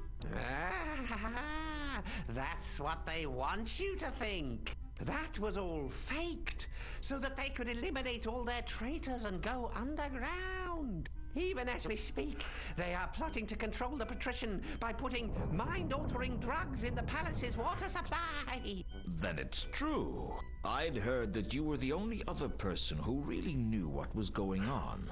What do you want? I just want to learn from you. Only you can teach me what is really going on in Ankh-Morpork. You don't fool me. I don't? You just want to steal all my knowledge and then use it to further your plans of glory. Ah, but I know that you know that, and you know that I know that. Which means we're at a stalemate. And since you know more than me, you have the advantage in a stalemate, which means that ultimately you'll beat me. Yes! Yes! I see. You plan to try and use me, don't you? Well, many have tried to use Malaclips, and I have beaten them all. No, I can't hide anything from you, can I? Very well. I will let you, for as long as it serves my purposes to do so. What did you wish to know? I wanted to say something. I completely forgot what though. What did I mean to say? Oh yeah, conspiracy theories. That was 1999, so long before the internet was awash with conspiracy theories. But they already existed, obviously. We just didn't talk about them quite as much as today.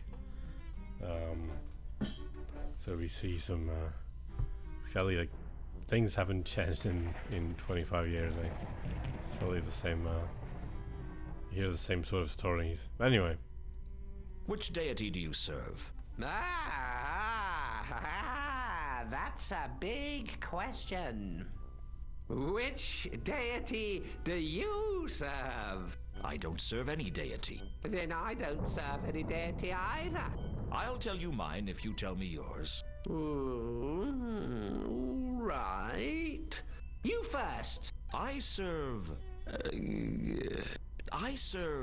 You didn't finish.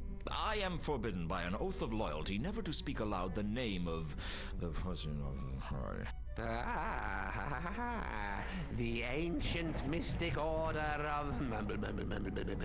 Yes, I know all about you. I know every conspiracy turnwise of the Wormberg, and all but one conspiracy hubwards of the Great Neff. Your turn. I am the proud servitor of Errata, the goddess of misunderstandings, the mistress of mayhem, the countess of confusion, and the duchess of discord. You know, sometimes I think I'm her servitor, too. You get a free gold-plated apple if you join this week. If you remember, Errata was mentioned in the introduction of the video game, which we did last time. Tell me about the goddess Errata. There is no goddess greater than Errata. Have you not looked at the world and seen all the confusion and misunderstanding? Well, who do you think put it there? It didn't happen by chance. Nothing ever happens by chance. So, every misunderstanding that has ever happened, Errata was behind them all. Yes! She has started wars, and she has ended wars. Millions have died for the glory of Errata. And presumably most of them believe they were dying for something else. Oh, yes. The goddess is shrewd in her ways. She must be very powerful. There is no goddess more powerful than Errata. Then why doesn't she just make everyone into her follower? Let me tell you something, Luton. Everyone is a follower of Errata. They just don't know it. How come you know that you're a follower of Errata? I only think I'm a follower of Errata. I might be a follower of someone else, and I wouldn't even know it. Errata thinks of everything, doesn't she? That was weird. You said you knew all but one conspiracy, Hubwards of the Great Neff. What's the one conspiracy you don't know? If I knew that, I would know all the conspiracies, wouldn't I? You don't know anything about that one conspiracy? Nothing. Then how do you know that there is another conspiracy? Because when I put all the other conspiracies together, I can see the pieces missing. In other words, you can tell there's a conspiracy because you can't see it. Everything casts a shadow, Luton. At least of some kind. What if the missing pieces are a ruse by one of the conspiracies you do know about to try and distract you from paying attention to what they're doing? No, that's too far-fetched. Okay. So is there a formal church of Errata? I am the formal church of Errata. I hold her sacred emblem. And what would that be? The scarlet totem that I wear around my neck. And how do you go about joining the church? I told you. Everyone is part of the Church of Errata. They just don't know it.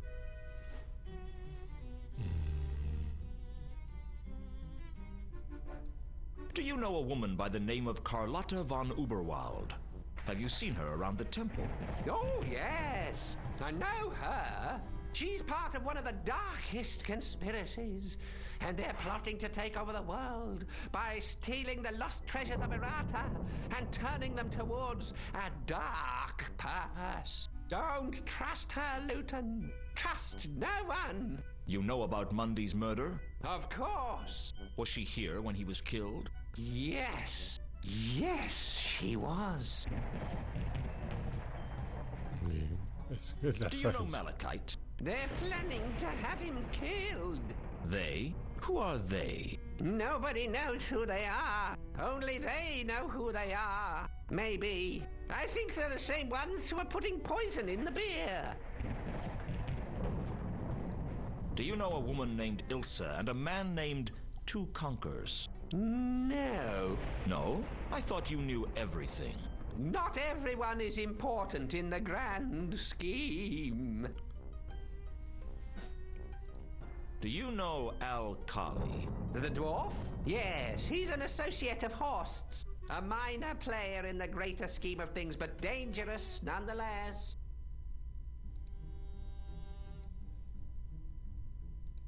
Do you know a dwarf named Reagan? Ah, yes. He's a member of the Shin Kicker Triad. A minor player, though. Do you know what this is? It's a Hersheben groat. What's a Hersheben groat worth? Nothing. Unless you want to hire a member of the Hashishim, the first assassins. The Hashishim? The original assassins. A band of mad killers who are feared throughout Hubwood Clatch. They derived their name from the huge quantities of hashish they consumed. They are unique among killers in being both deadly and, at the same time, inclined to giggle and wear beads. The ones with the flared trousers are the most deadly of all. And you'd pay one with a Hersheben groat? No, but if you give it to one, he'll stare at it for hours and leave you alone. Okay. Is that all?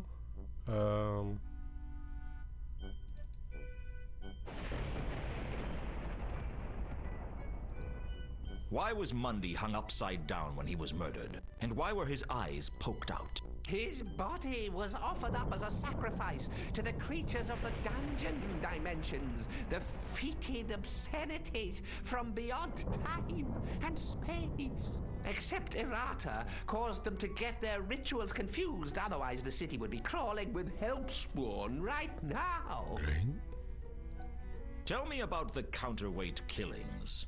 Rumor has it that the Sun Emperor's private assassin is here in Ankh-Morpork, silencing those who have found out about the conspiracy to keep the Agatean Empire out of the secret trade talks at Ecclepon, thus ensuring that the counterweight continent's stature in the world economy is weakened. Hold on, slow down a minute. Who's the Sun Emperor? The ruler of the Agatean Empire, of course. The Agatean Empire?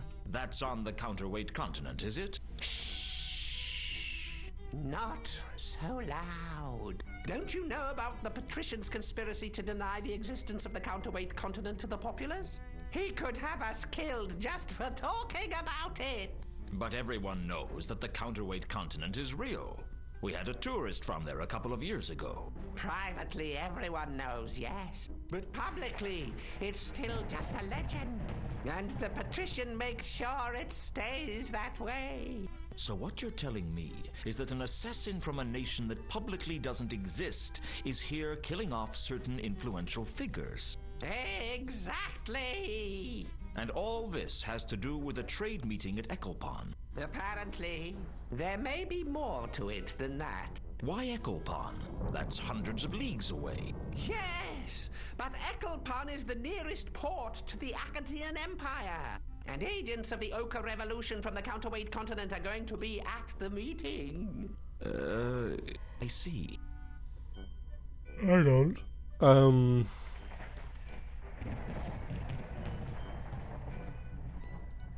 Do you know anything about obscure jewels? I know that the Tear of Offla has been stolen again. Again? They spend 1 month of the year admiring it in the lost jeweled Temple of Doom, and 11 months of the year tracking it down after someone steals it.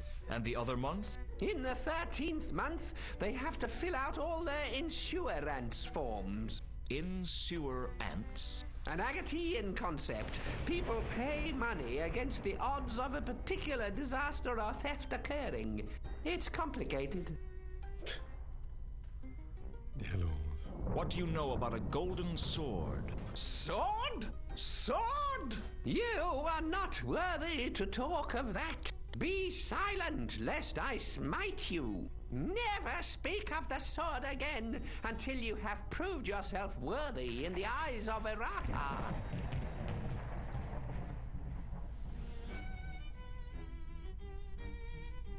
With the Assassin's Guild looking everywhere for Two Conquers, I couldn't trust anyone enough to tell them I was looking for somewhere safe to hide him. Mm-hmm.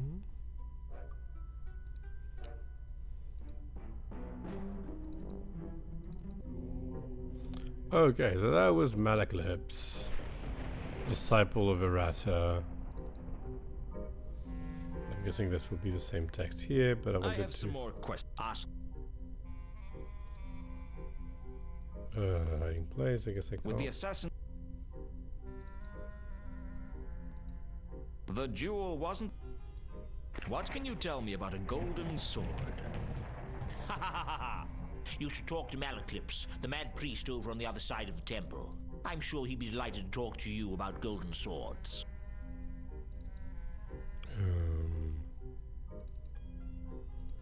Have you heard of the counterweight killings? I have not. Nothing at all? Heard about any ritualistic killings in Ankh-Morpork? Again, I have not. I was suspicious. Most religious fanatics would have turned the counterweight killings into fuel for their zealous fire.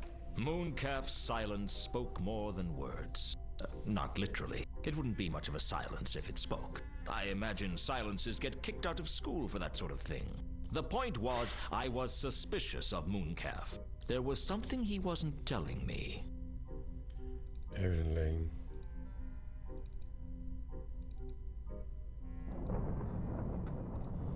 Okay, I guess we'll be back sometime.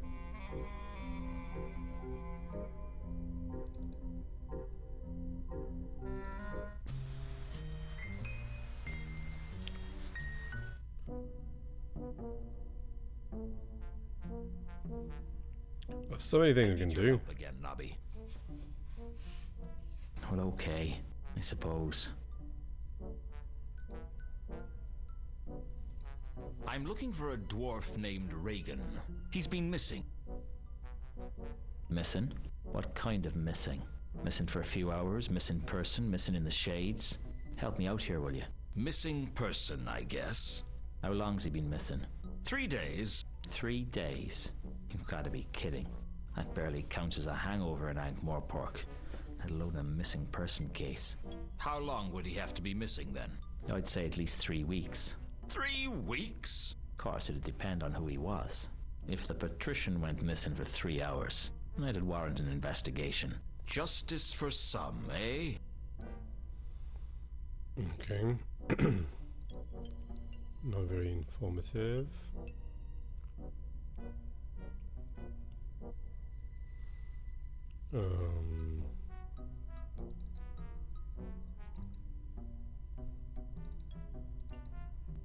Oh yeah, we haven't confronted Sapphire yet. Let's do that.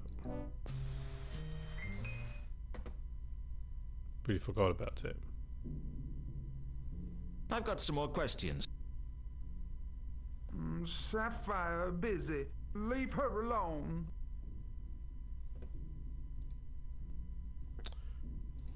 I know about your problems. Problems? The debts. The huge losses. You're struggling just to keep your head above water. I bet you've had to make all kinds of nasty compromises just to keep yourself going. What you talking about? Who been saying such things about me? Does it matter? It mattered to Sapphire. All right. I heard it from Whirl, and he should know. Huh, Whirl. He don't know everything goes on at Saturnalia.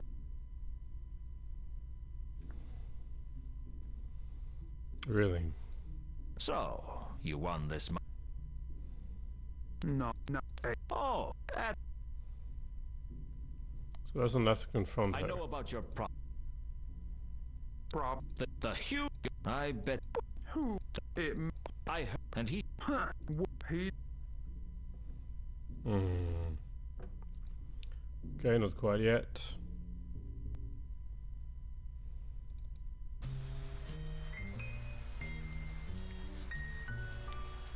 Okay.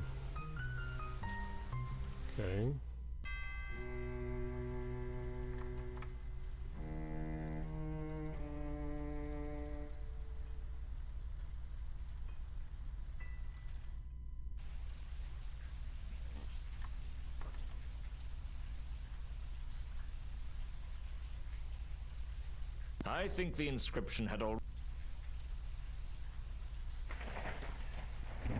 I felt like I was playing Pin the Tail.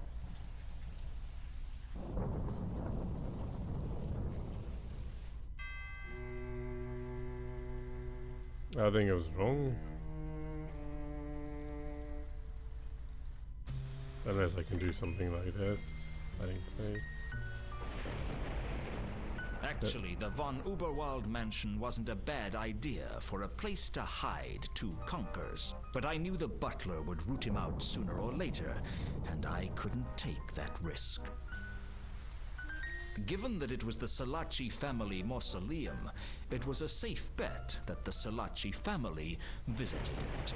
And since the Salaci family were pretty much all assassins, it was probably the worst hiding place imaginable. Oh, this one is worse. I might be able to hide two conkers in my office for a while, but the Assassin's Guild was bound to search there sooner or later. Oh look, the pier is over. Shit.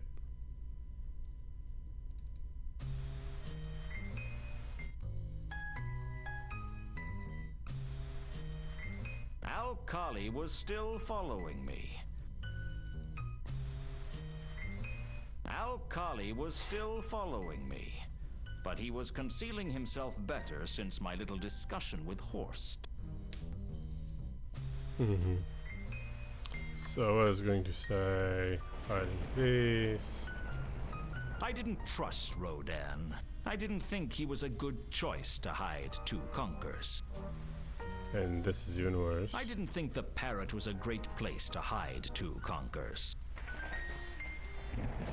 Yarvely no, Kefi Ang, they're already there.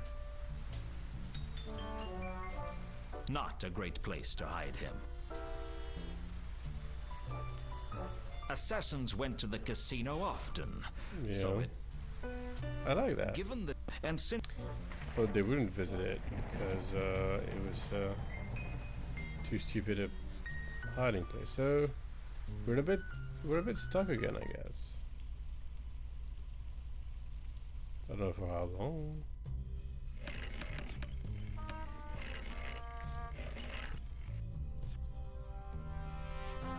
I didn't need any of the cards, although I would have liked a few to decorate my office. Can we talk or business is waiting?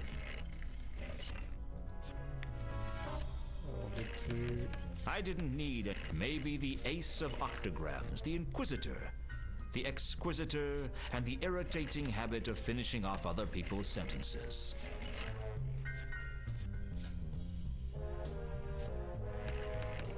I really didn't want to.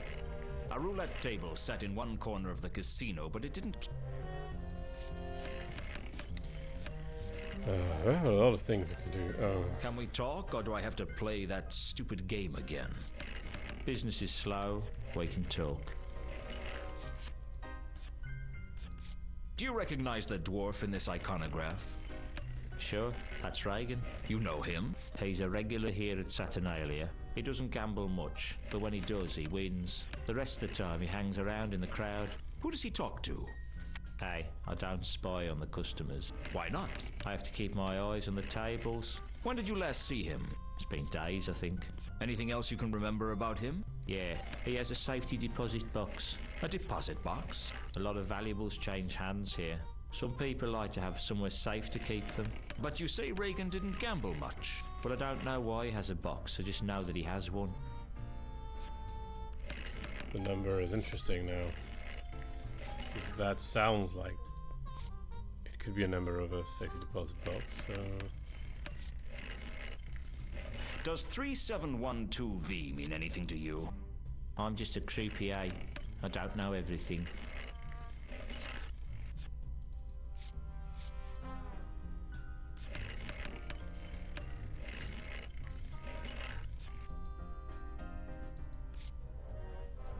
Anything more you can tell me about Sapphire's losing streak? What's to tell? That troll holds on to money like a drunken dwarf holds on to his temper.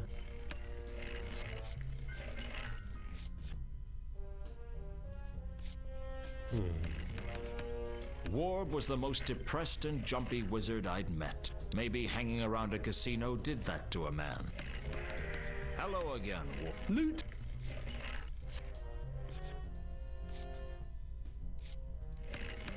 Ever seen a dwarf called Reagan around the casino? Sure. Well, I've never spoken to him, though. What does he play? Truncheon, roulette, onion, craps. He plays them all a little. He always seems to win, but he never pushes his luck.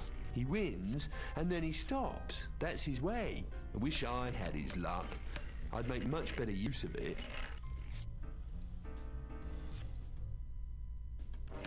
Is your bad luck Well, pretty much every... Anyone else? She's not. Other than that, no. How do I get to the deposit boxes, though? Oh, is that way deeper into the casino? It is. I guess an upmarket establishment like Saturnalia needed safety deposit boxes. They certainly needed them more than I did.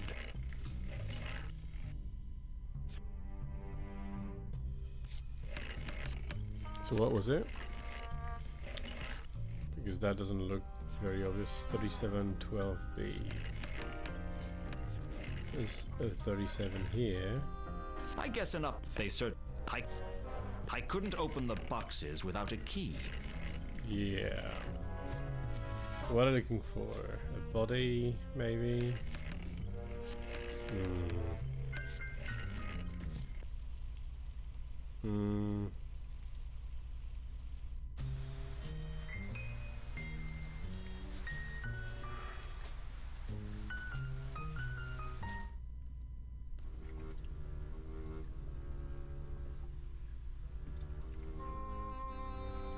Still here? Not for much longer, I hope.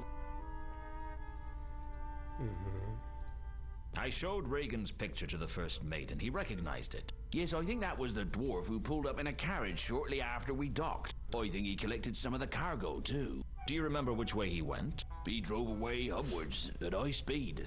I wouldn't be surprised if he caused an accident somewhere down the line. Okay.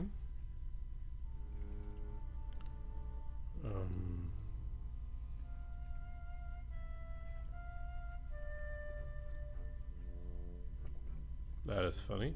The first mate of the Milka had seen Reagan heading hubwards at high speed in a carriage. I needed to find out where he was going.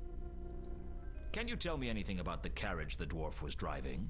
Oh, I'm sorry, I can't remember. My memory isn't very good. I need things to jog it. Would a crowbar work? But that's not what I meant. I suppressed the urge to ask for money.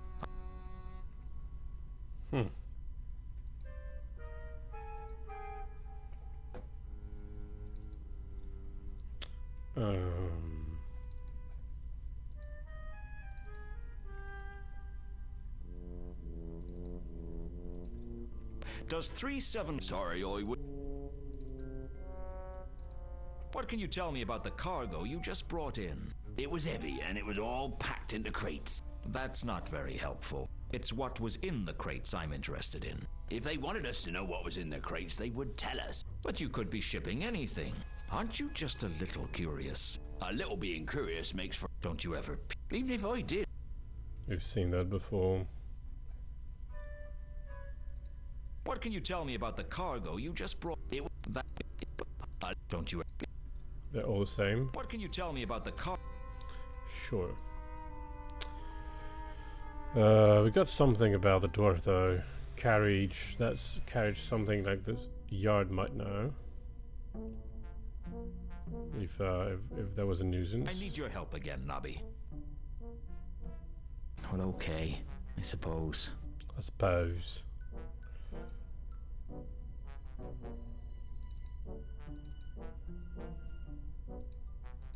Did anyone report a speeding carriage 3 days ago?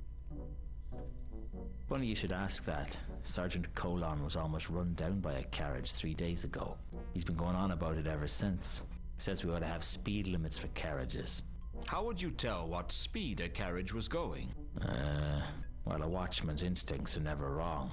You could always go for a more preventative approach. Like what? Well, you could ban carriages altogether.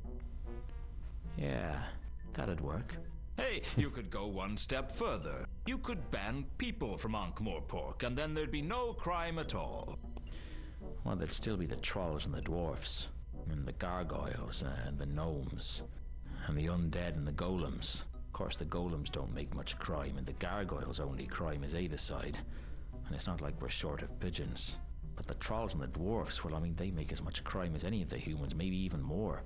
It's no fun when it's this easy. Like shooting fish at a barrel. Eh? Never mind. About this carriage the other night. Where did Colon see it? I think he said it was headed for the Maudlin Bridge. It wasn't much of a lead, but at least it was something. Usually you could only get a lead out of Nobby with a scalpel.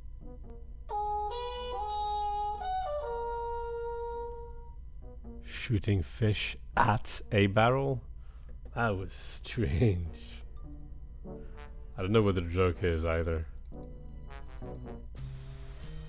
The Maudlin Bridge. Oh. Is that the carriage down there? The Maudlin Bridge was one of 10 bridges that linked the city of Ankh to the city of Morpork. It was an unremarkable structure, most famous for the number of suicides it attracted. The trouble with trying to drown yourself in the Ankh is that you're more likely to break a leg falling onto the thick crust of the river than actually come near any water. Still, if you were heavy enough, you could eventually sink into the depths. I can think of nicer ways to go, though, and much quicker ones, too.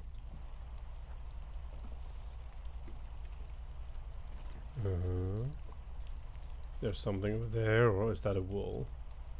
I think it looks like a wall. That's the River Ang. It would say the same thing as usual, I imagine. The River Ankh. Yeah.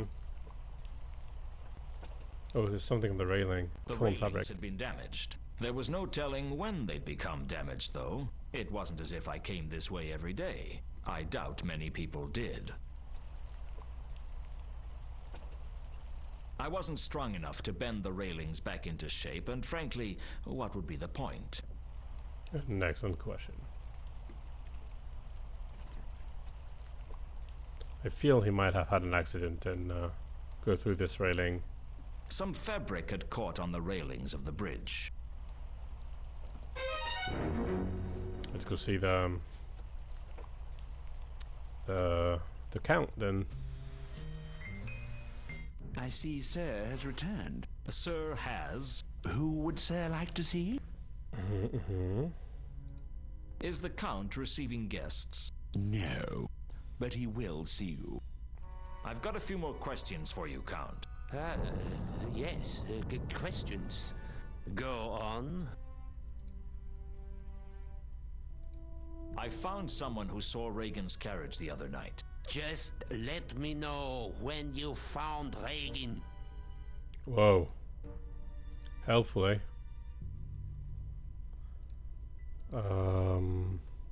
Hello. Thank you. Do you recognize this fabric? Yes. It's familiar. Yes. I remember. It's from the carriage. I liked the carriage. Do you know where it is? From Reagan's carriage? Yes. Yes, from the canopy. That's what I thought. Okay. I found someone. Okay, so that's not helpful. We just know that the carriage was here. Is there anything down? Maybe we can use the carriage like this. No, well, we can on the railing. It was possible that Reagan's carriage had gone off the bridge here, tearing the railings in the process. If so, the fabric on the railing should be the same as the fabric on Reagan's carriage. Yeah, we established that already. The fabric was from Reagan's carriage.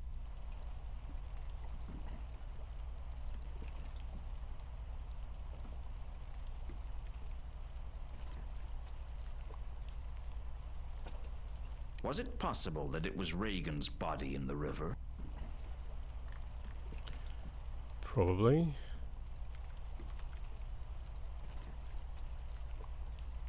Let's have a bit of fun. Hello. There didn't seem to be much point in putting the fabric back onto the railings. Do they? Oh dear. Thank you, Cave Troll. Good evening, by the way. I couldn't think of any good reason to throw that into or onto the river. No, me neither. Something had clearly lost control on the bridge. Something with wheels. Beyond that, it was difficult to say. I assume I did. This is fantastic.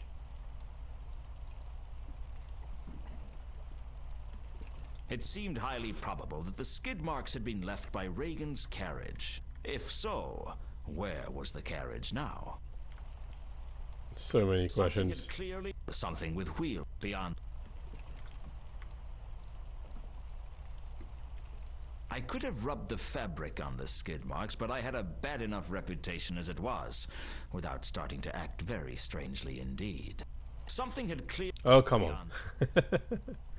Now I can't get I in. wasn't about to scrape them. Okay, so the thing is, we know for a fact that it went over. Is that what was missing, and we needed that to talk to Vanoob about? Has to leave account. I've got a few. Go. I found. No, nothing. Do you recognize this? Yes. That's what I. Okay, so we have enough pieces of evidence, but we can't tie them back together. What do I need to do? Maybe I can talk to. Maybe I can talk to Nobby instead.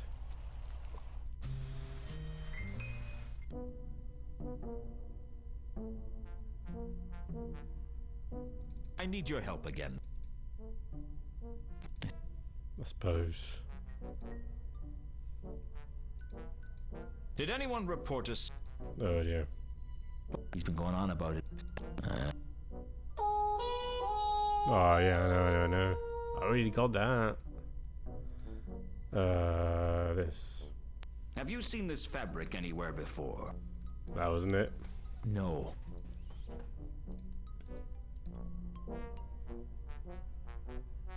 Yeah. I'm still a bit oh, that's weird. They left.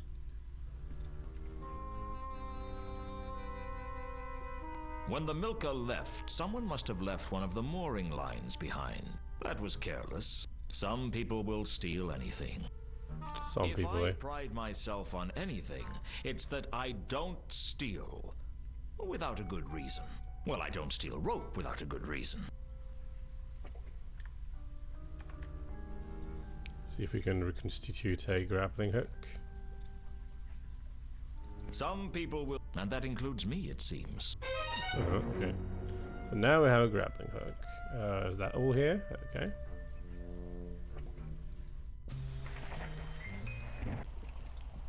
Can I use this? It's on the bottom now, of course. On the railing and go down and investigate.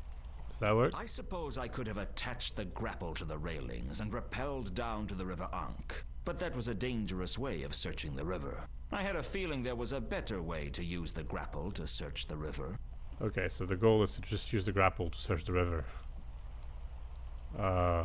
That's interesting. Yeah, no, it changed. It definitely did change. There was something down there. I was sure of it. But I wasn't strong enough to pull it up. Okay, so we know someone's strong. Let's see if we can get that, but maybe he will disagree. Maybe he won't help. We'll see. Well, I'm back. Here.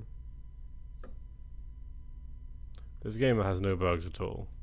Listen carefully, Malachite. I've been patient with you, and you owe me a favor.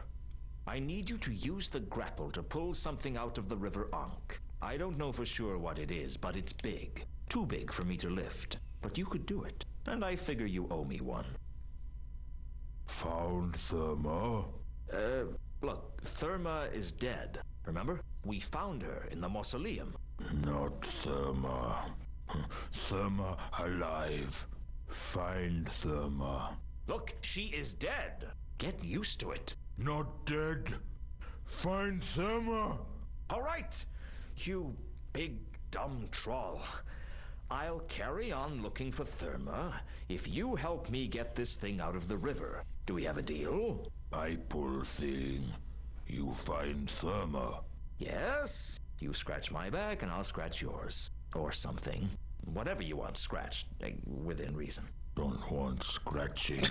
Find Therma. Okay. You pull thing, I find Therma. Got it? Need grapple. That may be the first intelligent thing you've said to me. Do I have the grapple? Ready now? You lead. With pleasure.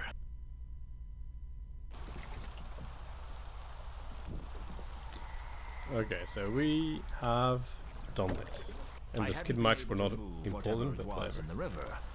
Malachite pulled it up onto the bridge like it was made of paper. I wasn't surprised to learn it was Reagan's carriage, but it still wasn't clear how it ended up going off the bridge.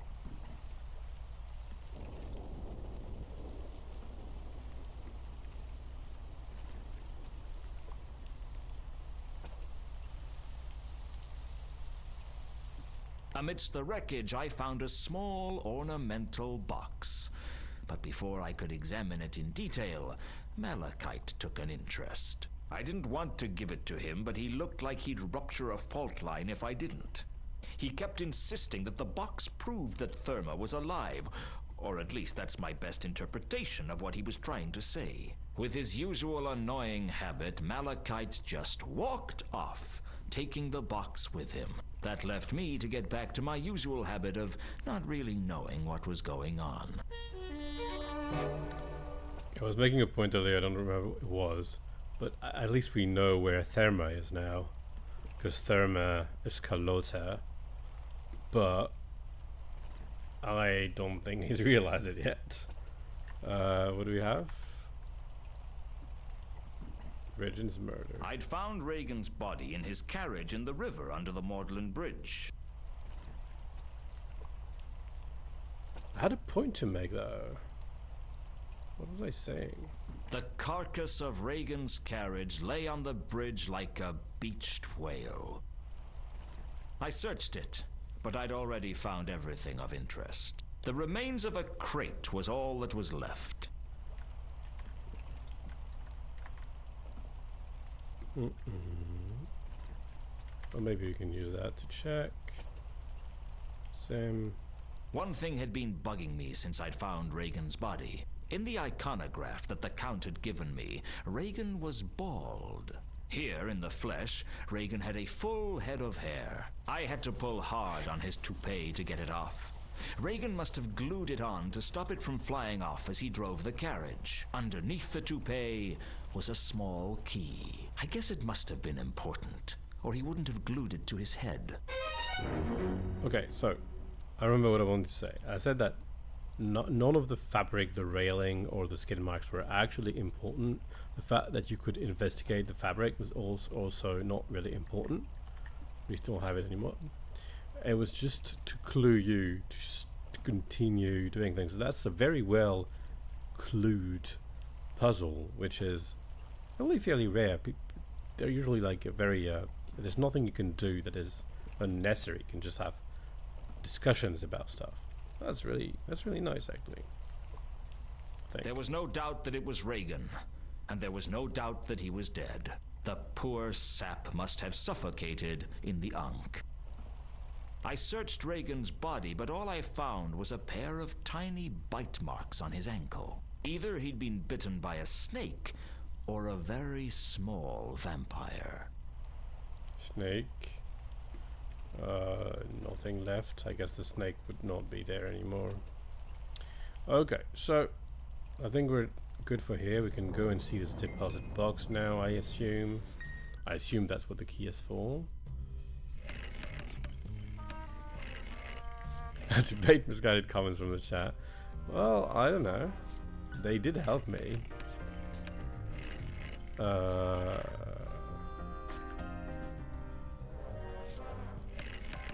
I figured a really good private investigator could do a lot of painstaking research and work out which box belonged to Reagan. But I figured, hey, the guy's a dwarf. So I just tried all the lockers on the bottom row. It fitted into box 39 like a glove. Eventually.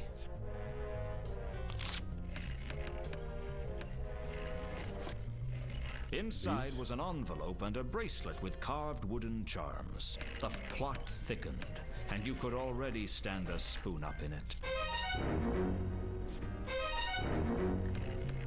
Let's have a look. The envelope had come from Reagan's safety deposit box, and I had a feeling that it was important somehow. The thing was, it seemed to be empty.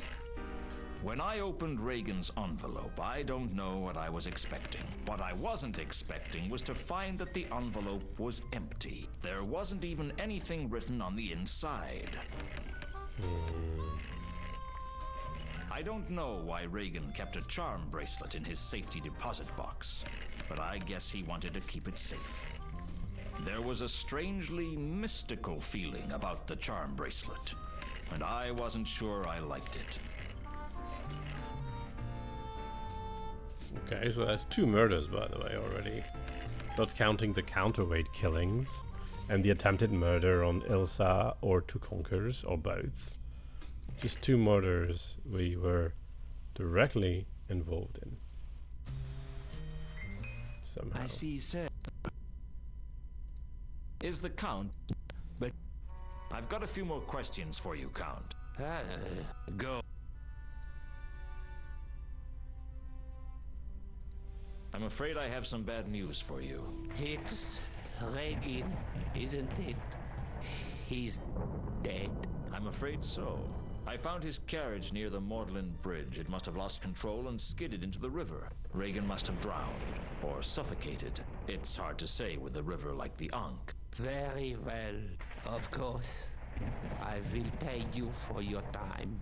If you should hear anything else in connection with this case, please let me know. Otherwise, consider the case closed. There is one thing.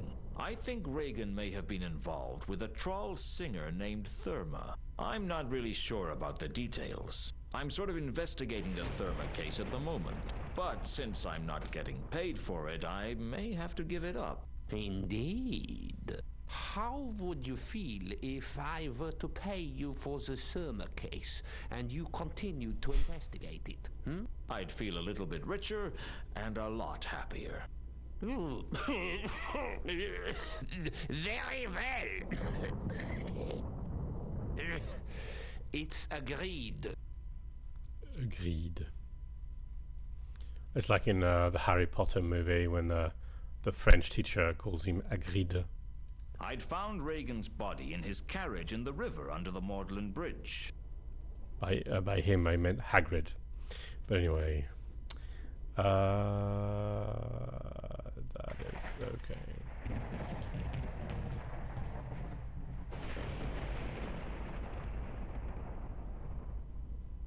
Can you program everything with SMCs?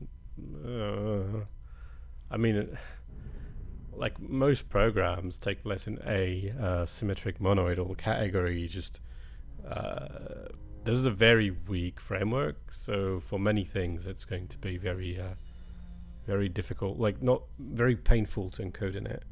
So nice to meet you, Jesse Pressel. And it's alright. This is a stream of video games and science.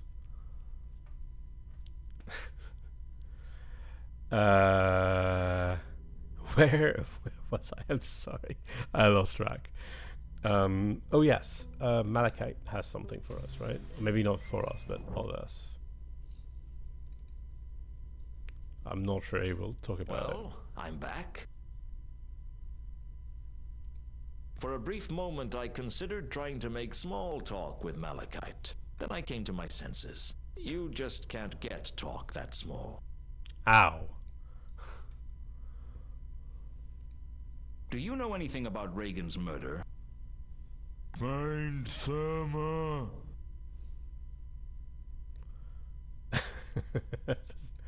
Don't think we'll get anything from him. That's also... Does this charm bracelet mean anything to you? Find Summer. Sure.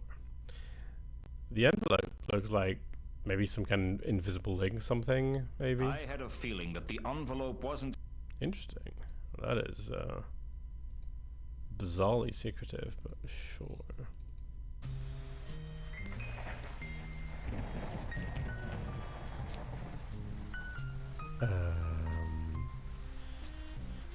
Yeah.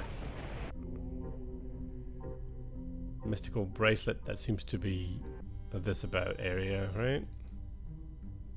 I need your help again, Malaclips. They'll all need my help sooner or later. They just don't know it yet.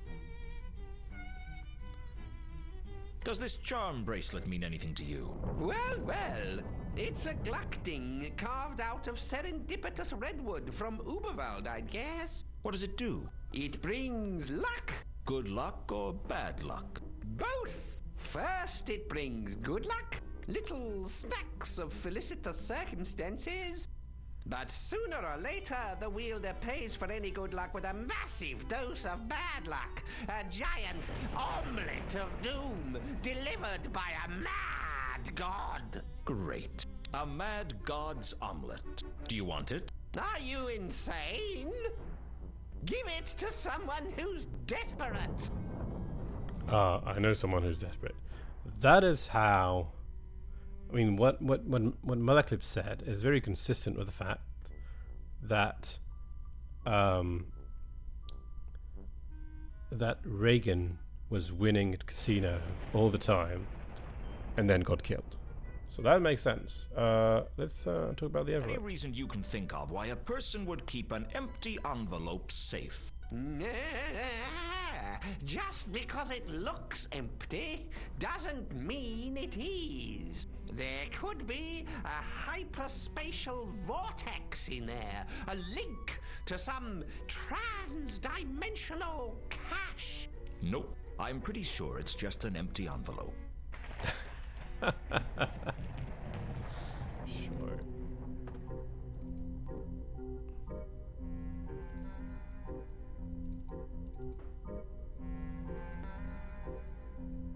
I have some more questions. Ask them, if you must. Also, just a pretzel. It's kind of funny you bring up linear SMCs today, because I've been chatting with Jean-Philippe Berardi this morning about the latest improvement he's made to the library, which is much simpler than the first version that we had at the time where we wrote the paper. Which is really good, because it was a bit complex, disturbingly complex in a way. I had a feeling that... This mean anything to you? Puh. A child's charm bracelet, nothing compared to the power of Anu Anu. Sure. Okay. That's symmetric monoidal category.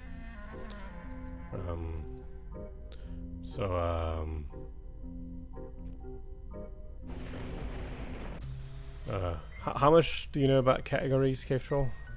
I don't remember. I'm sure I've already asked you this question, but I can explain. So I don't have a white ball, so I need to... Not much, okay.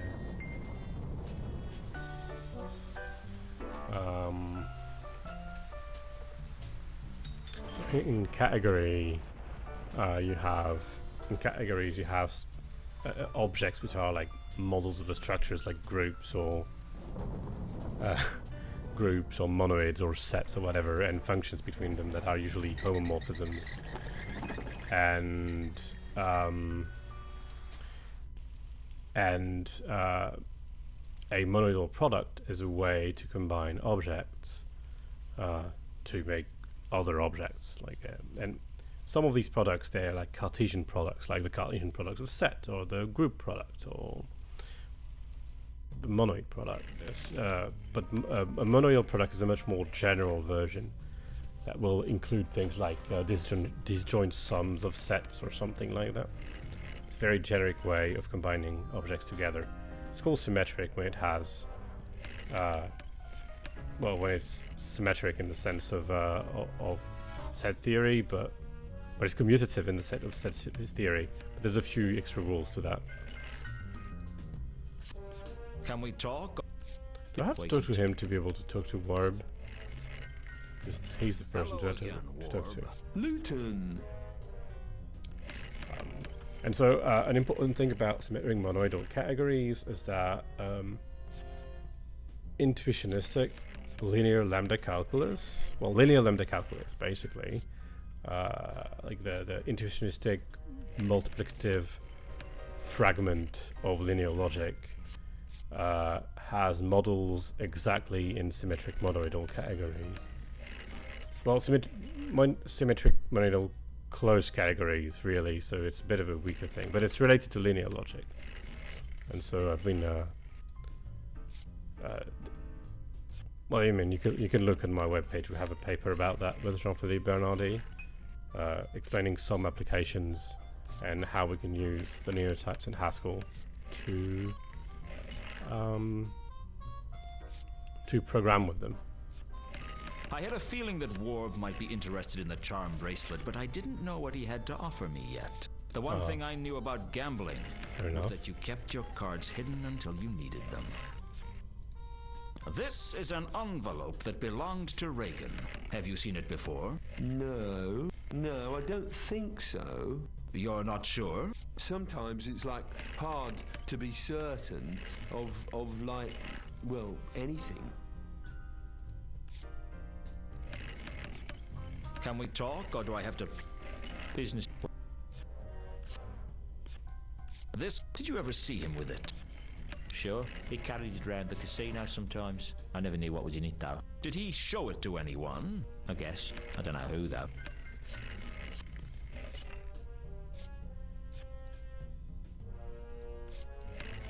I think this charm bracelet belonged to Reagan. Do you recognize it? Sure. He used to wear that on the few occasions that he gambled, and that wasn't very often. And when he didn't use it, it went in his safety deposit box? I guess so. He used to hang on to it like his life depended on it when he played. Yeah. Hello again, Warb. Luton. I had a feeling that the one... This is an... Have you seen it? No. You're not... Sometimes it's like hard to be certain. I suppressed the urge. I would... Okay. Well, I need a little break right now, so I'm going to take it, and we'll think about what we can do next. See you in a few minutes.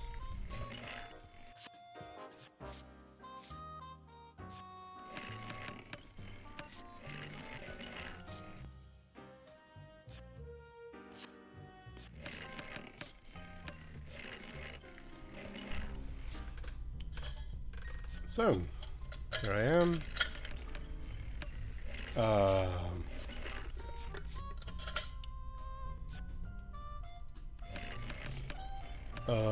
Yes, so we have a few lines of inquiries.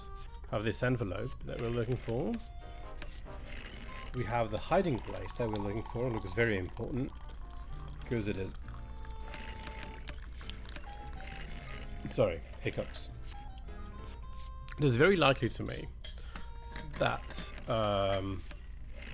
that Mundy hid the sword in one of Ilsa's crates instead of Carlota's for a reason or other. So that we will find the sword over there in the archaeology guild. for that we need a hiding place for Elsa and two Conkers. We have this envelope. I believe now that Therma is Carlotta, which is wrong to assume Therma was a troll. I guess she used to sing at the parrot, but nobody would be there to remember her. So that's special. Well, it doesn't matter. And she's paying off Sapphire anyway. She is. They do meet at. Oh, no, she's not paying off Sapphire. I assume Sapphire blackmails Carlotta. Because she needs the money, because she's so unlucky, and Carlotta sometimes comes to the Saturnalia, so she was recognized.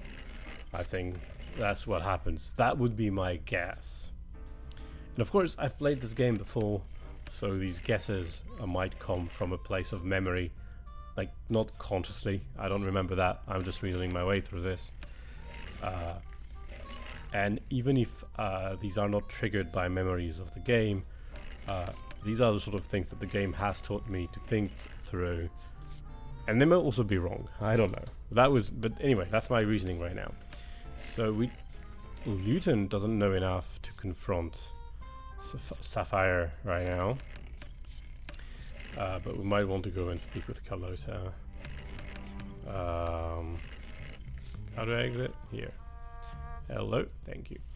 The bridge is definitely not good a hiding place. That's not a good hiding place, is it? Maybe it is a good hiding place.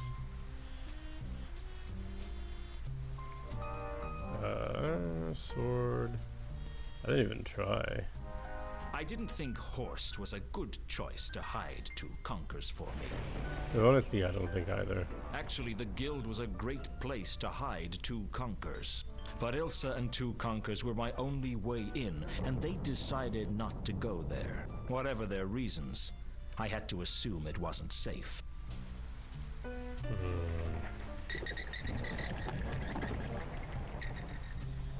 Well, on the plus side, he'd have the protection of the city guards. On the minus side, that wasn't going to count for anything.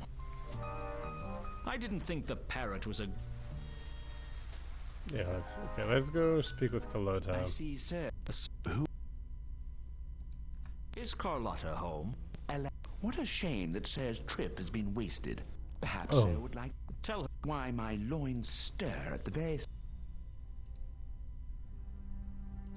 Interesting. She's not here, so we can't actually talk to her. The book was about the lineage and I didn't... Yeah, whatever. She's not here, and she's not at the Saturnalia either. No.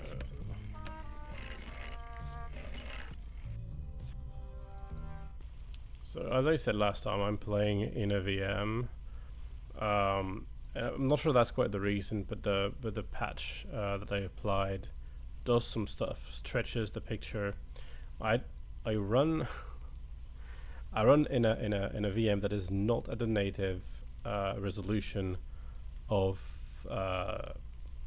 this game, because it's a 640 by 480, and this is not an available resolution on this virtual machine for some reason. So it's 800 by 600, so there's a bit of stretching, and then I use I lose some scaling from the VM software itself, so that I have a screen that is not tiny on mine. But the consequence is that I have two cursors, and I sometimes get them mixed up. They're about yay apart, so sometimes I think I have the cursor on the right place, but it's really outside the window. Carlotta's not here, so maybe we can go and talk to her. Maybe she knows something about this envelope. I've got some more questions for you, Sapphire. Sapphire busy. Leave her alone. She might also like this bracelet thing. I had a feeling that... Really interesting. Does this charm bracelet mean anything to you? She'll probably want it. You ask too many questions. Interesting.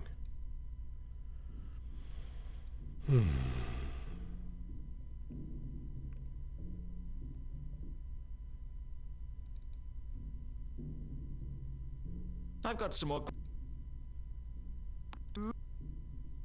Leave her alone.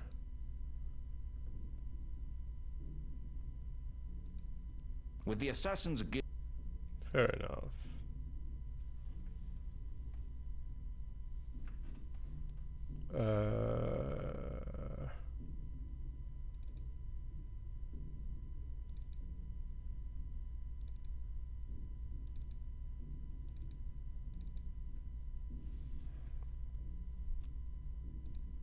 Do you know anything about Reagan's murder?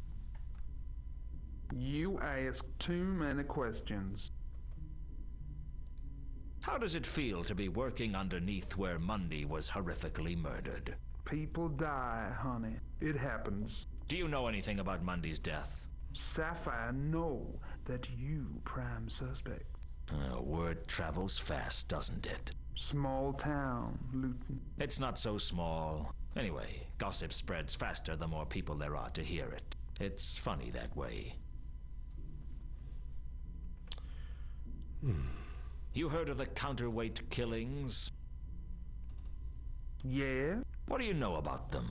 Sapphire know they called counterweight killing. Sapphire know people kill. That all Sapphire know.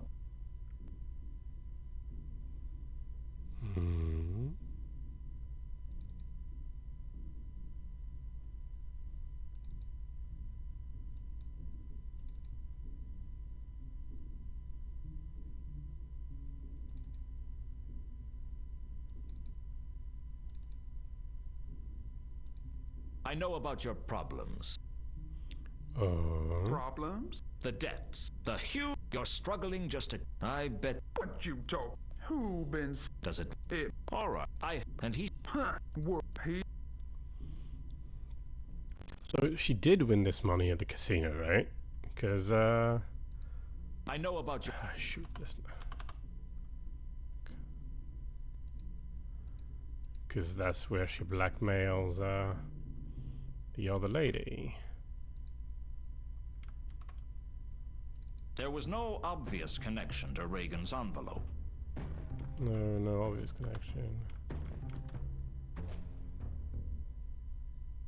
Despite what Sapphire said, she certainly didn't win that money at Saturnalia. When I burst in on... No, I'm not. I'm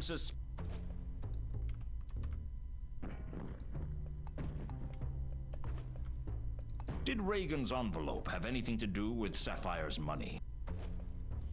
Yeah, I assume it has.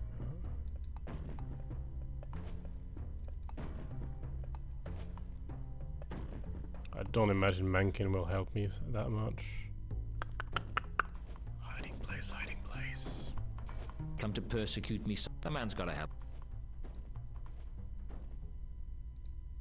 Do you know anything about Sapphire's losing streak? Leave me alone, Luton.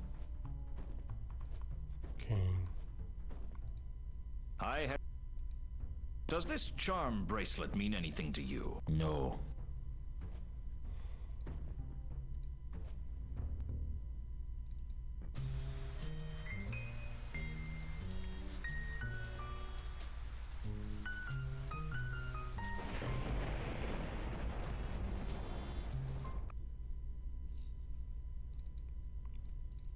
Well, we tried the... Oops. Then I came to you. We tried the envelope with him, right? I had a... Does... Find Therma. Find Therma.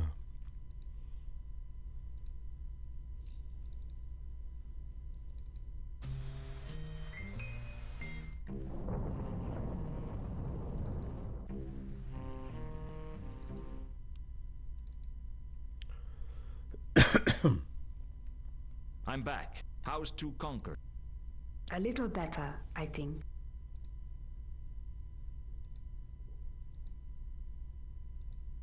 I had a feeling that the envelope... Does this charm bracelet mean anything to you? No, sorry. It's wood. Most wooden artifacts don't survive being dug up, so we don't really pay much attention to them.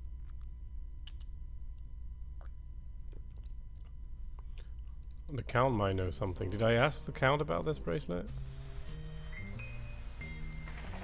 I see. Who is the I've got a few more. Go.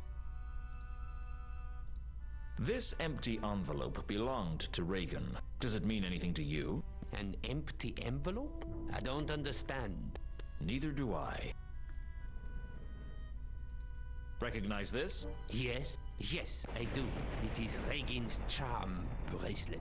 I gave it to him. Is there something special about it? It's been in the family for years. I'm not sure where it came from, but I believe that the charms were carved from the wood of the serendipitous redwood. What? They were very, very old trees, and they grew very tall. Up to a mile, if the texts can be believed.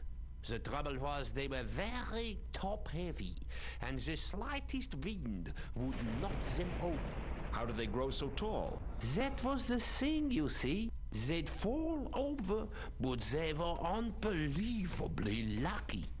They'd prop themselves up against each other like a house of cards. Lucky trees? Oh, believe me, as a student of flora, I have seen many such strange things evolve. Strangeness is indigenous to the Discworld. What happened to the redwoods? Someone cut one down, and the rest came down like dominoes. They crushed the fellow with the axe, I believe. I guess they weren't so lucky for him.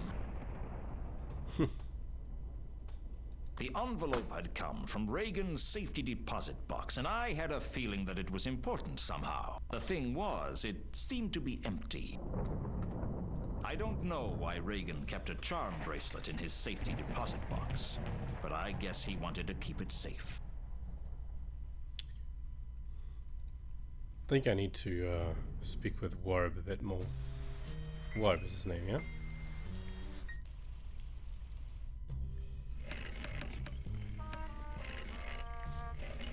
We can't talk to him. That's really strange. Maybe I can do that and... I didn't make the game. No, I really can only talk to Earl. Can and we can talk? Soul. We can.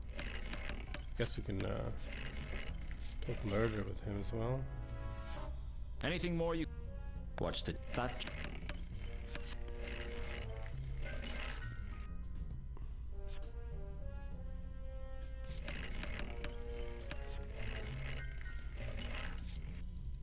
Mm-hmm.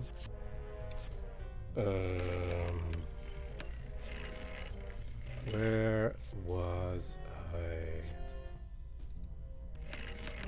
A dwarf got killed on the Magdalen Bridge the other night. You wouldn't happen to know anything about that, would you? No, sorry. Okay. Hello again. Luton. Ever seen a dwarf called Reagan around the casino? Sure. Well, I've never spoken to him, though. What does he play? He always seems to win. I wish I had his luck. This is an envelope that belonged to Reagan. Have you seen it before? No, I don't think so. You're not sure? Sometimes it's like hard to be certain of like, well, anything. This is... You're not sure?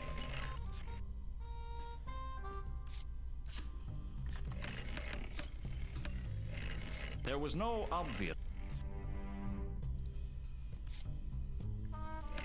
So we want to use the bracelet to use Warp for something. I thought he might read the envelope for us, but... This is an Have you... No. You're... Sometime. This envelope, did you ever see...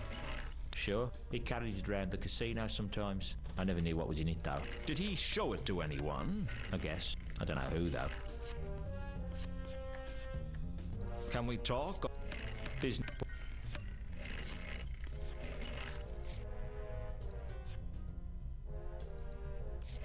Do you know Carlotta? Well enough. She's a regular here. Oh yeah. She likes to come in every once in a while. She usually ends up betting with somebody else's money, and she never loses control. What do you mean? Well, you can win or lose in a single game. That's just the way it is. But sooner or later, people lose control and bet all they have left. And then that's it. For most of them, they don't care. Mostly they're just big shots with more money than sense who like the glamour of Saturnalia. Some of them are hopefuls who can't afford to lose the money they've wagered. But those that are really good at the game, they never lose control. They know just when to play and just when to quit. And Carlotta's one of them? Carlotta is always in control. Do I expect something written in Octarian ink? Yeah, that's a possibility.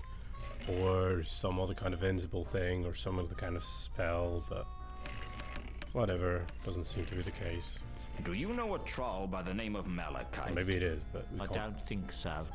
We can't really make use of it right now, so... Do you know a woman named Ilsa, or a... I don't think... What do you know about a dwarf named Al-Kali? I'm just a croupier. Heard of a big shot troll by the name of Jasper Horst? I've heard of him, but I don't know him. He doesn't come round here in person.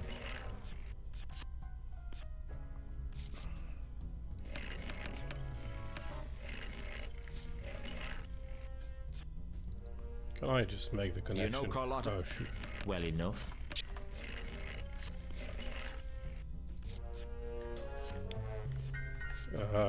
Carlotta on cases, fire money. Carlotta might just be rich enough to get that much money, but why would she give it to a deadbeat troll like Sapphire? I don't think there was anything more to learn about Sapphire's losing streak.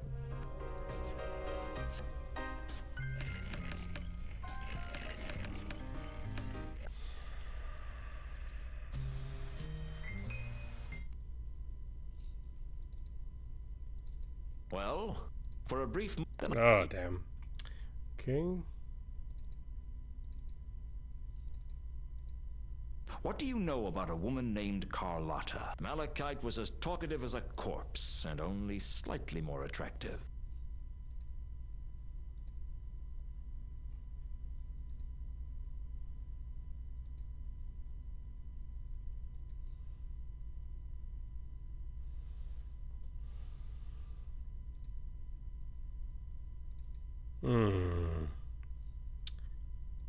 There's no sound anymore. That's not what I wanted. Cases, Sapphire. Do you know anything about Sapphire's losing streak? Find Therma. You don't happen to know how a troll singer might end up with a lot of money by any chance? Find Therma. I'm trying to find out why a troll named Sapphire would lie to me. Any thoughts? Don't know nothing about that. Hey, different dialogue. Malachite was the biggest... Actually, Malachite was the biggest living thing I'd ever seen, and possibly the dumbest, too. But he doesn't have the box with him, does he?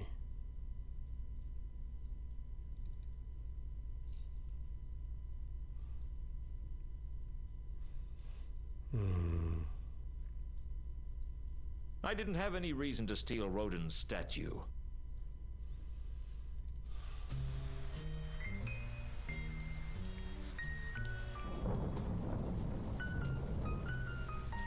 He didn't want to talk to Malachite about the envelope, did he? To Malachite. I need you.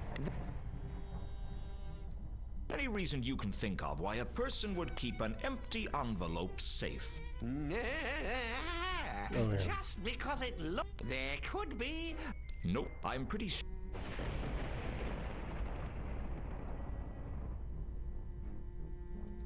What do you know about Sapphire? That troll is nothing but trouble. She's in with the Breccia, you know, the troll mafia. She ran up huge gambling debts and now she works for them until she's paid them off. What do you know about Sapphire? That's... she... What do you know about... That's troll. She's...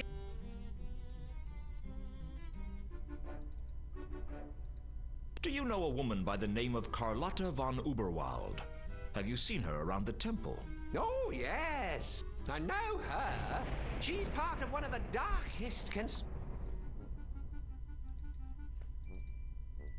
What can you tell me about Jesper Horst? Horst is a major player in several conspiracies. The Brindisian Illuminati are still after him for stealing the unholy pail. Certainly not someone to be messed with.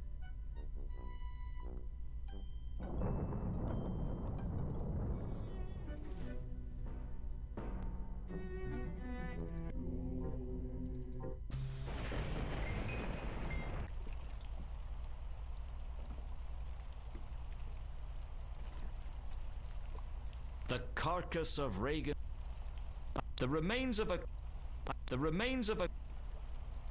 I searched it, but I'd already found everything of interest. The remains of a crate was all that was left.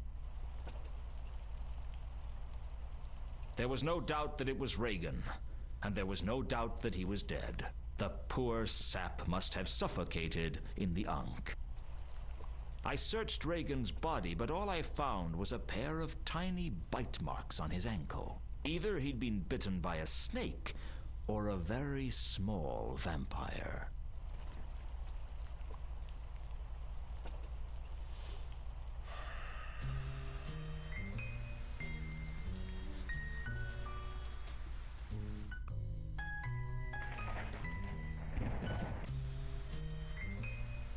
Al-Khali was still following me, but he was concealing himself better since my little discussion with Horst. So, the warehouse, you mean in the pier over there? Yeah, I could get in. It gave me a few clues about a bunch of crates. That in particular led me into the Cafe Ankh's wine cellar. Whereas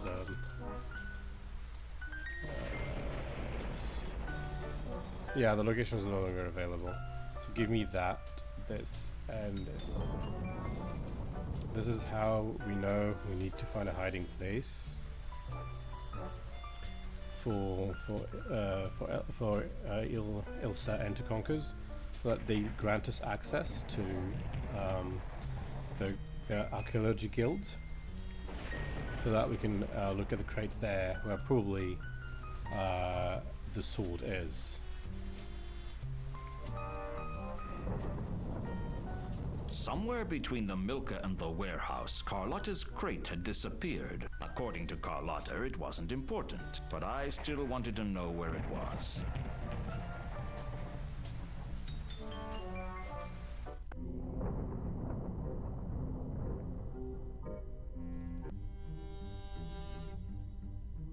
I need your help. They'll all...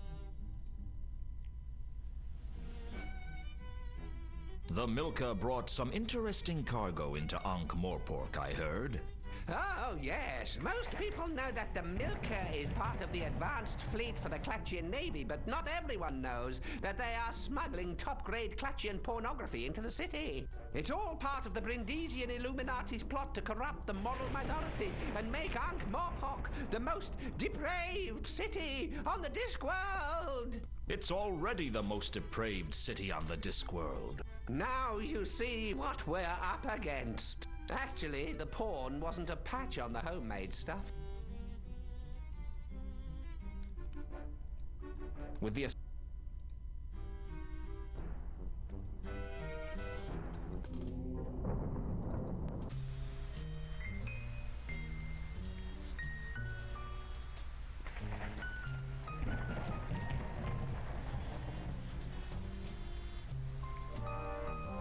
I couldn't just leave him.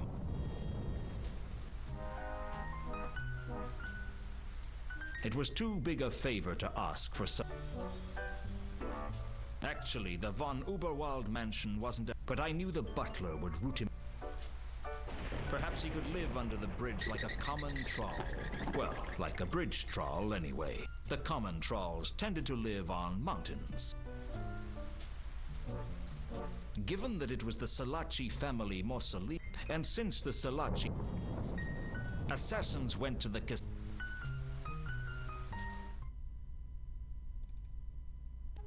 I haven't been here for a while. Is there anything to see here? It seemed to be a cheap copy of Spinner's Rain, Cream and Speed. I could tell it was art, because I couldn't make out what it was supposed to be. I couldn't think of a good reason to steal the painting, even though it would have looked great on my office wall. Still haven't found what this message means. They'd put a chalk outline where Mundy's body fell. What was it like, I wonder, to have only a white silhouette to mark your passing? Sooner or later, someone else would. It hardly seemed worth. The watch had already searched it, and frankly, it was a. The bed looked neither comfortable. The watch had already searched it, and frankly, it was a pretty nasty bed.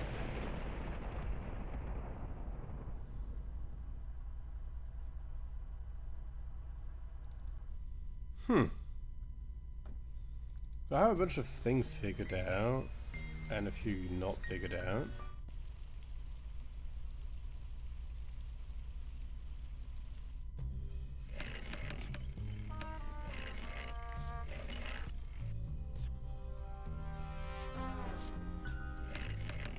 I couldn't open the.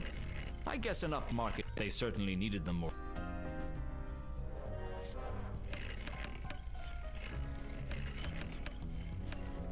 So showing the envelope to people, showing the Did I try showing the envelope to?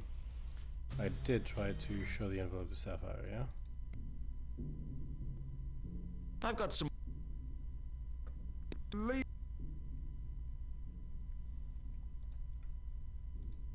I had a feeling.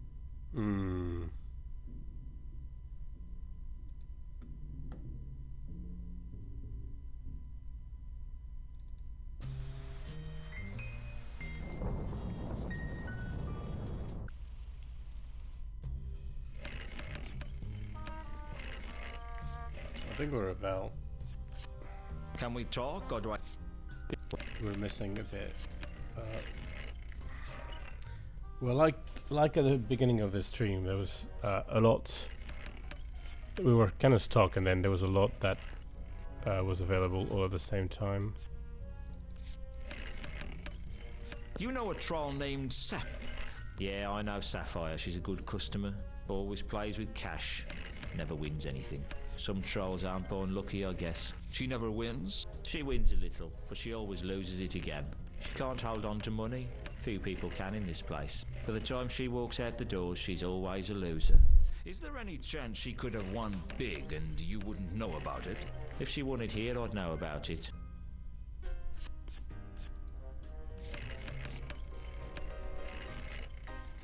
I was told that I'd find a certain troll's body in the sun. You wouldn't. You went rooting her pay. Hello again. I'm guessing he will just talk about. Do you know a troll called? I've seen her. Seen her here? Oh yeah. She never looks. Is your bat? Well, she. Other than that, no. Do you know a troll? Oh, she never.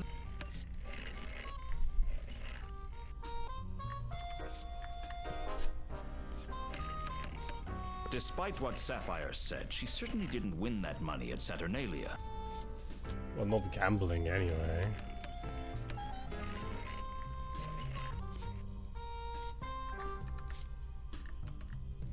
Oops. Did Reagan's envelope have anything to do with Sapphire's money? Yeah, probably. They don't want to tell me about it. What can I do? Can we talk? Or This envelope belonged to Reagan. Did you ever see him with it? Sure, he carried it around the casino sometimes. I never knew what was in it, though. Did he show it to anyone? I guess. I don't know who, though.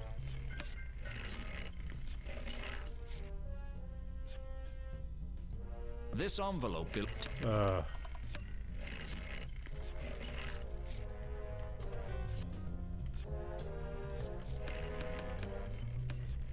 I don't think there was anything more to... Did Reagan's on... I didn't see what that had to do.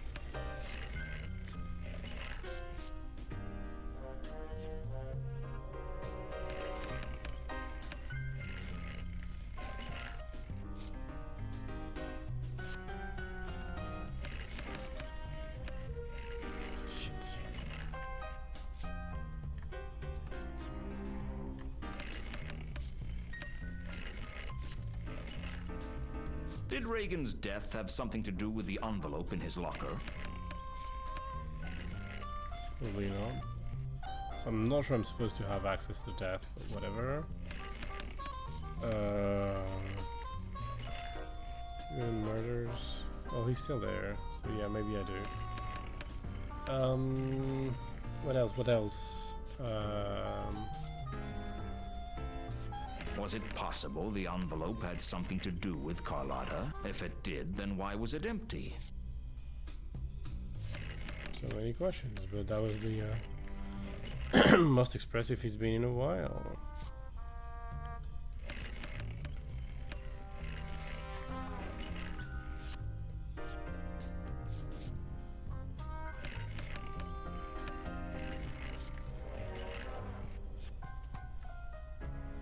Did Reagan... No, sorry. It didn't seem likely that anyone would kill Reagan for the charm. No.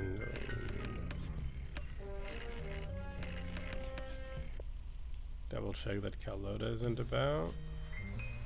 I see. Who? Is Carlotta... What a shame that's... Tell her Why, the painting bore a striking resemblance to Carlotta.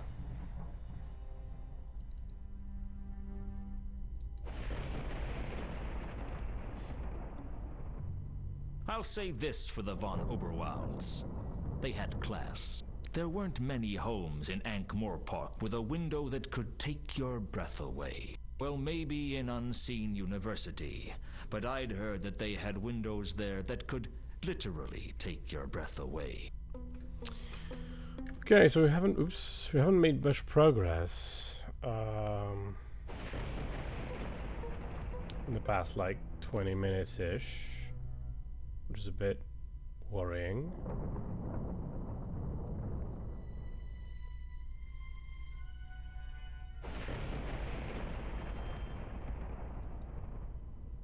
Can't show the envelope to Sapphire.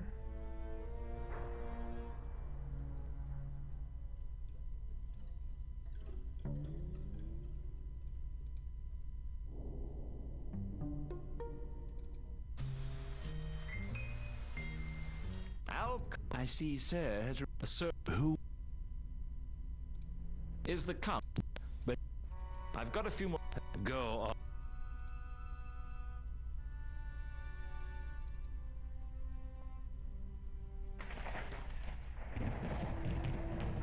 Do you know a bit... There's a name I have not heard in many years. Yes, I know of him. How? As it happens, he broke into this mansion several years ago and stole several valuable heirlooms that were never recovered. Incredibly, the City Watch was able to catch him before the Thieves Guild did, and he was imprisoned. For some reason, I decided not to tell the Count that Malachite had escaped. I had a feeling the troll could still be useful to me. Maybe as a rockery one day. So he stole from here, which is interesting. I didn't like. If I believe Carlotta had to be Therma, I'm not sure what she needed to steal from her own home, but. What do you know about a dwarf named Al-Khali? These days, Do you know This day. Do you know a troll named Jasper Horst? Horst? Horst? Is Horst here in Ankh-Morpork? Mark my words, young man. This is poor augur for us all. Yes, yes. I suspect we shall find Horst is involved in Reagan's disappearance. Frankly, I'm not convinced he has anything to do with Reagan's disappearance. Well, all the same, watch your step if Horst is in town. Okay.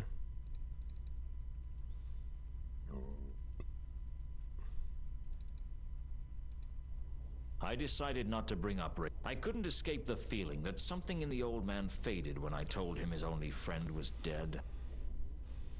Fair enough. This empty envelope belonged to Reagan. Does it mean anything to you? An empty envelope? I don't understand. Neither do I.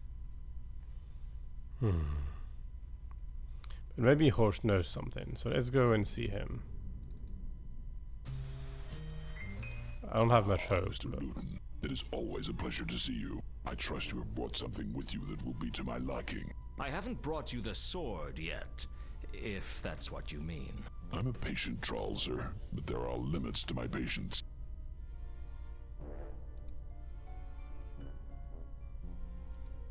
Do you know anything about Reagan's murder? Become, sir. Let us not stray from the matters in hand.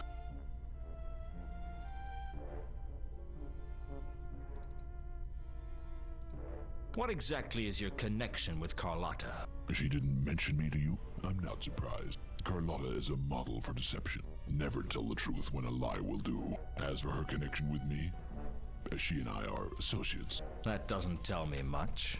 Alas, sir, you are right. But what it tells accurately. And that should make up for the deficit of information conveyed.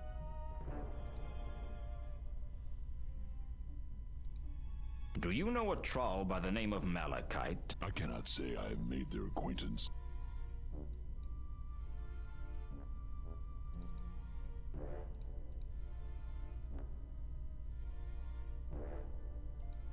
Do you know anything about the crate belonging to... Become, sir. With the... Yeah, so it would be a bit silly.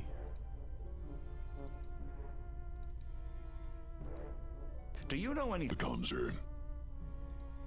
You don't happen to know how a... Become, sir. Does this... Become, sir. I had a... Well, that wasn't fruitful. At all? Yeah. Tooty-tooty-dee-doo.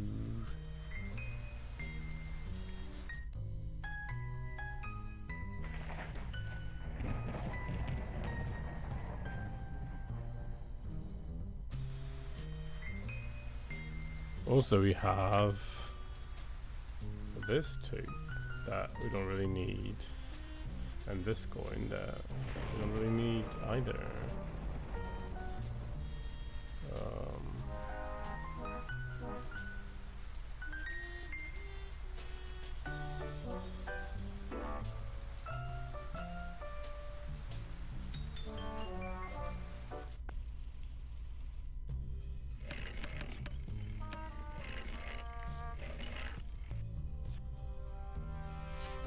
Can we talk?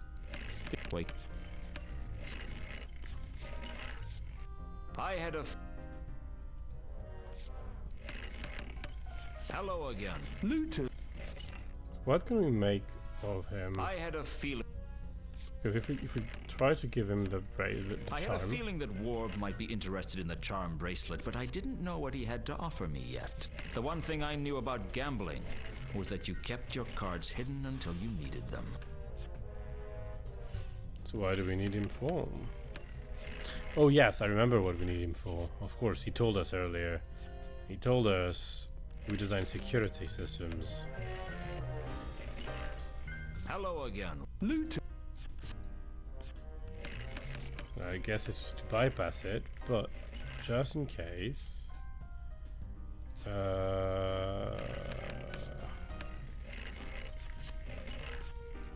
With the assassins... Fair enough.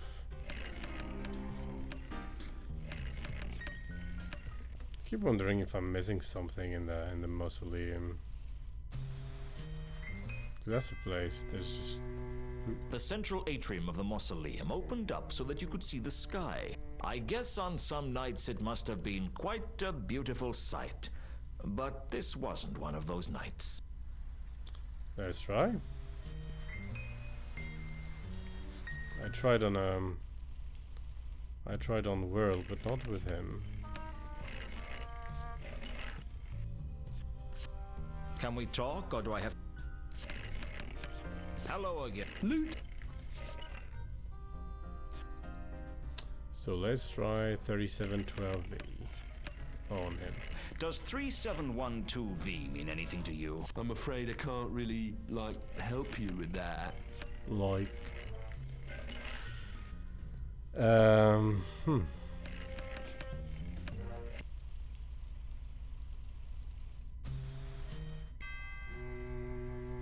there's a sky that we can't really do much about, and there's a way to here. There's an inscription. Madame Lodestone, singer and retainer of Lord Robert Salachi, taken from us when her house collapsed, returning her to the rubble from whence she came.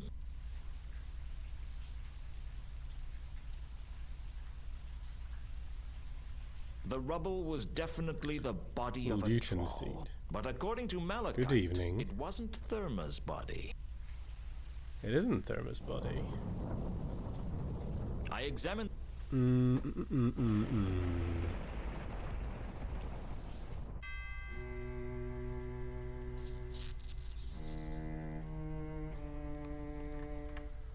I imagine... Oh, is there a lamp somewhere? What exactly was I going to...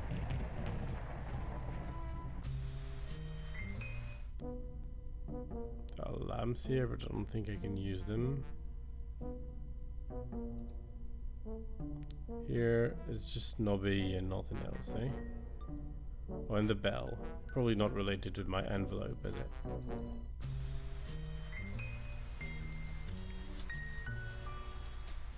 Yeah, so good evening, Demasin.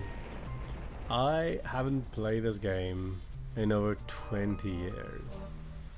I've been meaning to play this game for years. I'm really happy to be playing it again. But I am currently at a loss. So see if I can get through that without checking a walkthrough. But soon I will have to change pace. There's nothing left here. There's a bollard.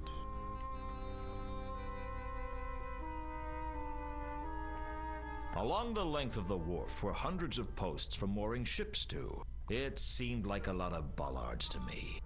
Oh yeah, I remember the joke. What did I need bollards for? It wasn't like I could move them anyway. I'm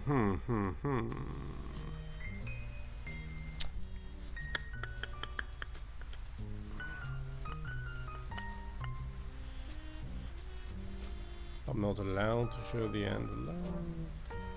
Nothing to do that for.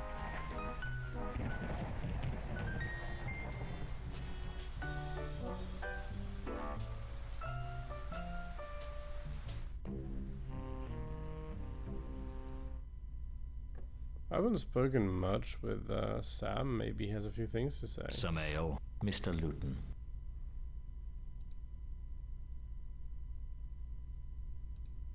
Can you think of any reason that Monday... Sorry, Mr. Luton, I don't know any... Does 3712V mean anything to you? Sorry, Mr. Luton, I don't know anything about that. No.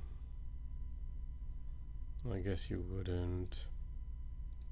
Why would anyone keep an empty envelope safe? I have no idea. Sorry, Mr. Luton. That's okay, Samael. I don't really understand it myself. They made a special dialogue just for that. Or they could have used a standard one. So strange. I had a feeling that like this one. Does this charm bracelet mean anything to you? Sorry, Mr. Luton, I don't know anything about that.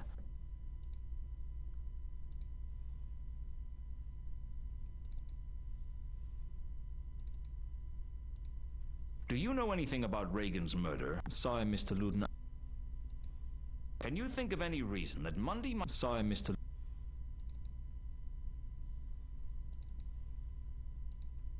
What do you know about a woman named Carlotta? Sorry, Mr. Do you know a troll by the name of Malachite? Sorry, Mr. Luton. Have you seen Ilsa recently? You weren't expecting her to be here, were you? No, I wasn't. I've not seen her for a while. Last time she was here, she was with a foreign gentleman. I think he might have been from the Agatian Empire. Yeah, that'll be two conkers, I guess. How come you know about the Agatian Empire? That's not common knowledge, is it? Worked the piano for enough years and you hear just about everything. Any idea where they might be now? I don't know, Mr. Luton, but I think they might be in trouble. You could be right. Good. What do you know about a dwarf named Alkali? Sorry, Mr. Luton.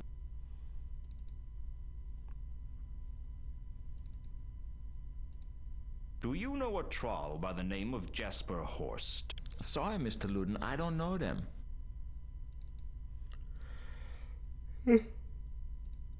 I didn't want to do this. Was the jewel wasn't the kind of thing I want. Yeah.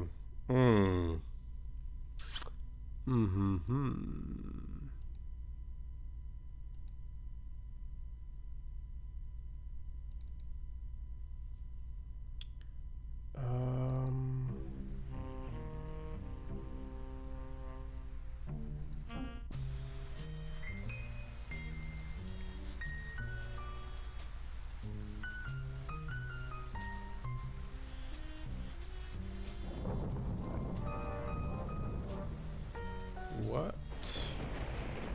Oh. I see, sir. Sir, who? We never spoken with him. Forget, like he's just a door, so we treat it as a door. But well, I treated it as a door. Treated him as a door. Look what I'm doing. Anyway, I was treating him as a door, and as such, I didn't realize I could ask questions. So what do you make of Carlotta then? Sir? Carlotta von Uberwald. She does live here, doesn't she? Indeed, sir. Sir is as dogged in his pursuit of the truth as he is determined to warp the incalculably valuable hardwood floor by his persistent dripping. You're not going to give up on this hardwood floor thing, are you? As ever, sir is both astute and incredibly stubborn. What about Carlotta? She is also quite astute and most definitely stubborn. What do you think about her, then? I am not paid to form opinions, sir. Merely to perform menial actions such as guarding the hardwood floor, a task I am alas failing in at the current time. Will you shut up about the hardwood floor? As sir wishes. I will no longer mention how sir is irrevocably damaging timber felled by the hand of the 77th Earl of Ankh. Boards that have lain here for longer than sir has been alive, and that were first laid before sir's father was even a glint in the eye of his grandfather, whomsoever that may have been. Do you know a troll by the name of Malachite? Regrettably, sir, I know nothing about that person. Do you know a woman named... I'm sorry, I cannot... What do you know? Regrettably, sir. Do you know a troll by the name of Jasper Horst? Regrettably. Sure. Reagan's dead. I'm sorry to hear that, sir. Let me know if his condition improves. Really? Can you think of any reason that... I don't know anything. Do you know any... I don't know any... Well, that's about it, eh?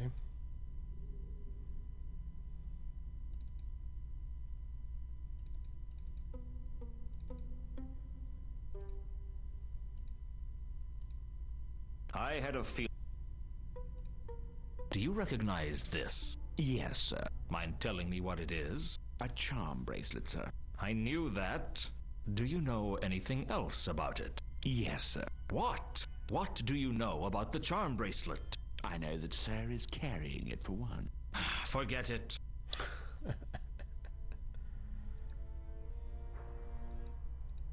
Is Carl... What has happened? Tell... Why my... So I have one thing to do with that we're forgetting. Or missing, rather. I don't imagine this has anything to do with that either.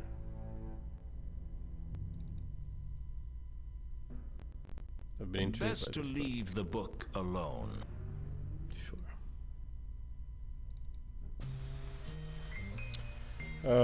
Okay, let's stop and think.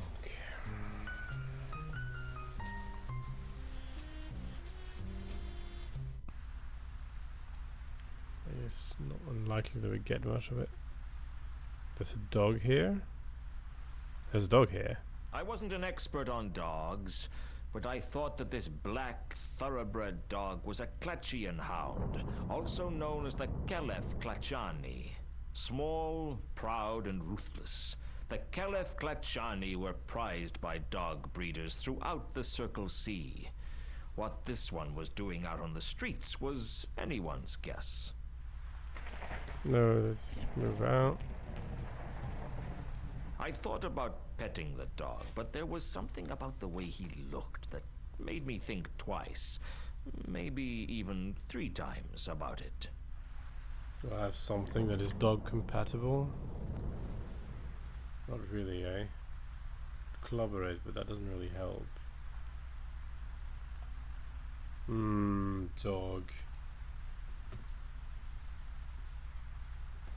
If I had a piece of fabric, but I don't have it anymore. Not that I need it, but... Open up! What? What do you want?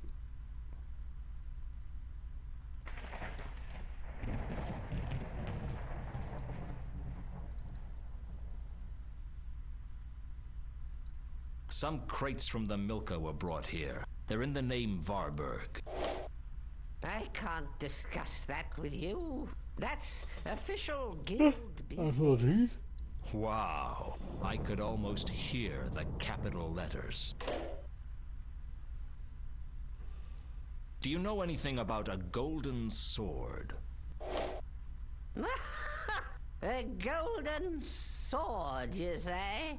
The gods must be growing unimaginative. Swords to steal souls, swords to proclaim kings. Ooh. You'd think they could come up with something new after all this time. It's always swords. Or if it's not, it's horns. Horns to summon the armies of the dead. Horns to bring about the apocalypse. Forget I mentioned it.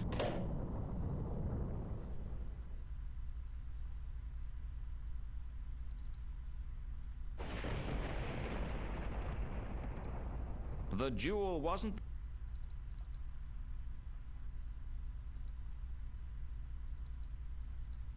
Do you know anything?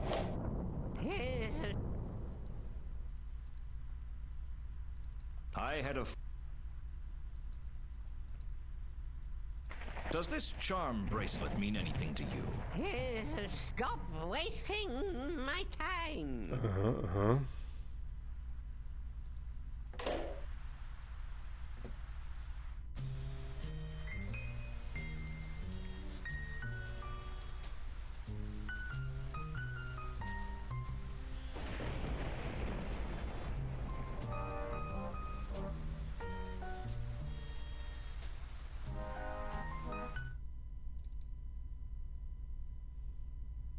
Come to persecute the man's...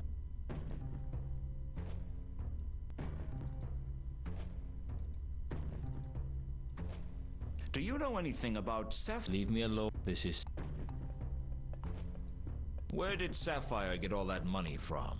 Ha, ha, ha. You never give up, dear. That's considered an asset in my line of work. Just leave me alone, Luton. I'm sick of the sight of you. I'm sick of talking to you. And I am sick of all your damn questions. Look, you know I'm not gonna give up. Why not just pretend you've held out for a commendable length of time and finally cracked? It could be our little secret. Luton, if anyone starts saving up to get an assassin for you, let me know, will you? That's one cause I'd gladly give generously to. In the meantime, what about Sapphire's money? I didn't even know she had any money. She claims to have won it over at the casino. At Saturnalia? You've got to be kidding. If Sapphire had a big win, the whole town would know about it by now. No, I'd be prepared to bet it has something to do with whoever she met when she missed her shift. Who did she meet? I've no idea. All I know is she missed her shift because she had to meet someone. Thanks for your help. Oh, it's always a pleasure, Luton. Here we go. I've been looking for that for a half hour or something, but here we go. I had a feeling that... Does this No. No. Okay.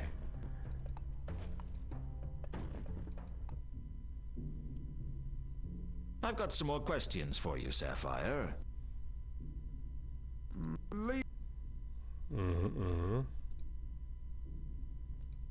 I hear you had a mysterious meeting not too long ago. Not long after, you turn up with a lot of money. Sounds like an awfully big coincidence to me. Stop harassing Sapphire. Already told Luton. Won the money at Saturnalia. Right. So, you won a lot of money at the casino. Yes, already told ya. Big win. You won big at the casino, but no one at the casino seems to remember you winning. They lie. Sapphire won big. And this mysterious meeting as well. You say that had nothing to do with the money. Forget about meeting. Meeting not important. Not important, eh? I think it is. I say you met with someone and they gave you the money. Someone who had something to hide. Someone who'd pay good money to keep it quiet. Who was it, Sapphire? No one. It wasn't no one who paid you, Sapphire. It was someone who was interested in me, wasn't it? Someone who didn't want me digging around after Therma. Why? What's so important that someone would pay you to cover up for them? Who is it? No one. You'd better tell me, because I'm going to find out one way or another. And if you don't tell me, when I find out who it is, I'll tell them you told me where to find them. No, she'll kill me. Who? Who'd kill you? Therma. It was Therma. I've been blackmailing Therma. She not want to be found. Therma is still alive? Yeah? Good. Arrange a meeting with her for me. What? You heard me. Face it, Sapphire, your little scam is broken. If you want me to keep quiet about your little windfall, you're going to have to fix a meeting with Therma for me. Therma won't do it. Well, you'd better make her do it, because otherwise I'm going to go straight to the Guild of Thieves, Burglars, and Allied Trades to tell them about you. They don't take kindly to unlicensed blackmail. You do that to me? Look into my eyes and tell me if I'm bluffing. All right. Give me some time. I'll leave message at your office when it arranged. I look forward to it. It's a pleasure doing business with you, Sapphire. You're a cold one, Luton. Not as cold as you, I reckon. I decided to leave Sapphire alone after that. I'd got what I wanted.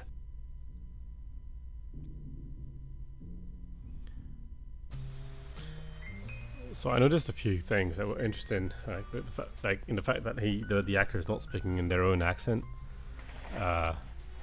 Like he said windfall, despite the fact that there's definitely no H in windfall. That's just hypercorrection for what and why that the actor has been doing deliberately, and that was just one that slipped. Another one, I forgot exactly what it was, but there was a word ending in R, and there was no letter after that. And they pronounce it R, because in English there's a linking R, and like in non-rhotic accents very often What's a good example of that?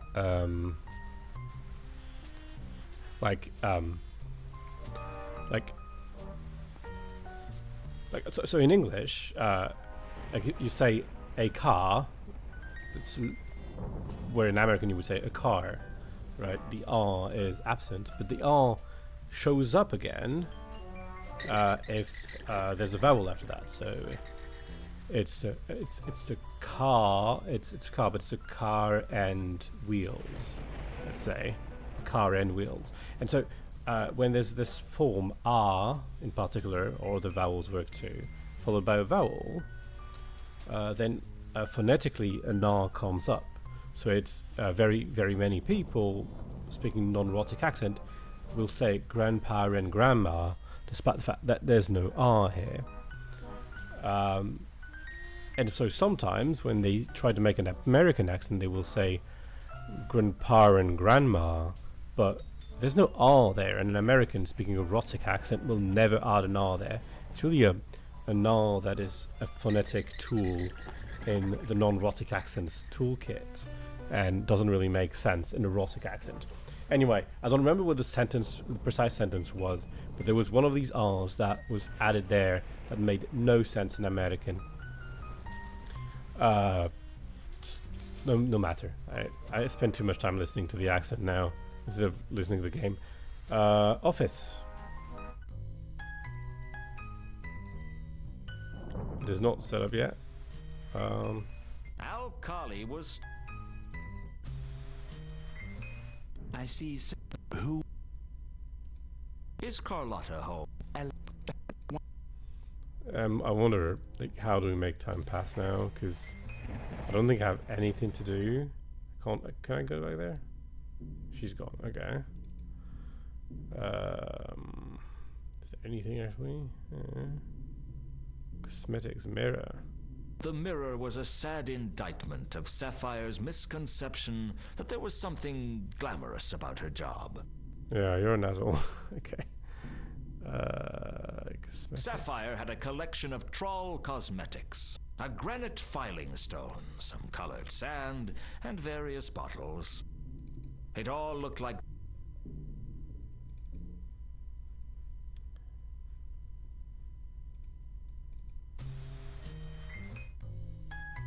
Maybe we talk to Malachite.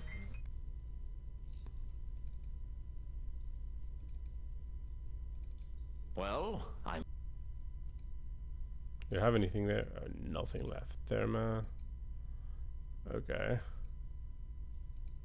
For a brief moment, then So we've almost found Therma, which I'm pretty sure is color tab, but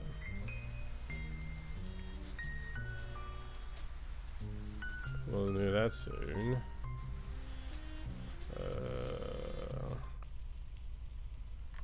Wait.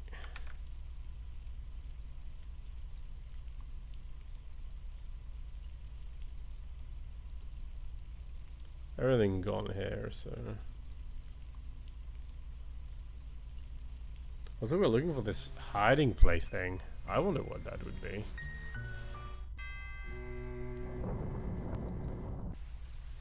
I don't know how time passes or if I need to do something.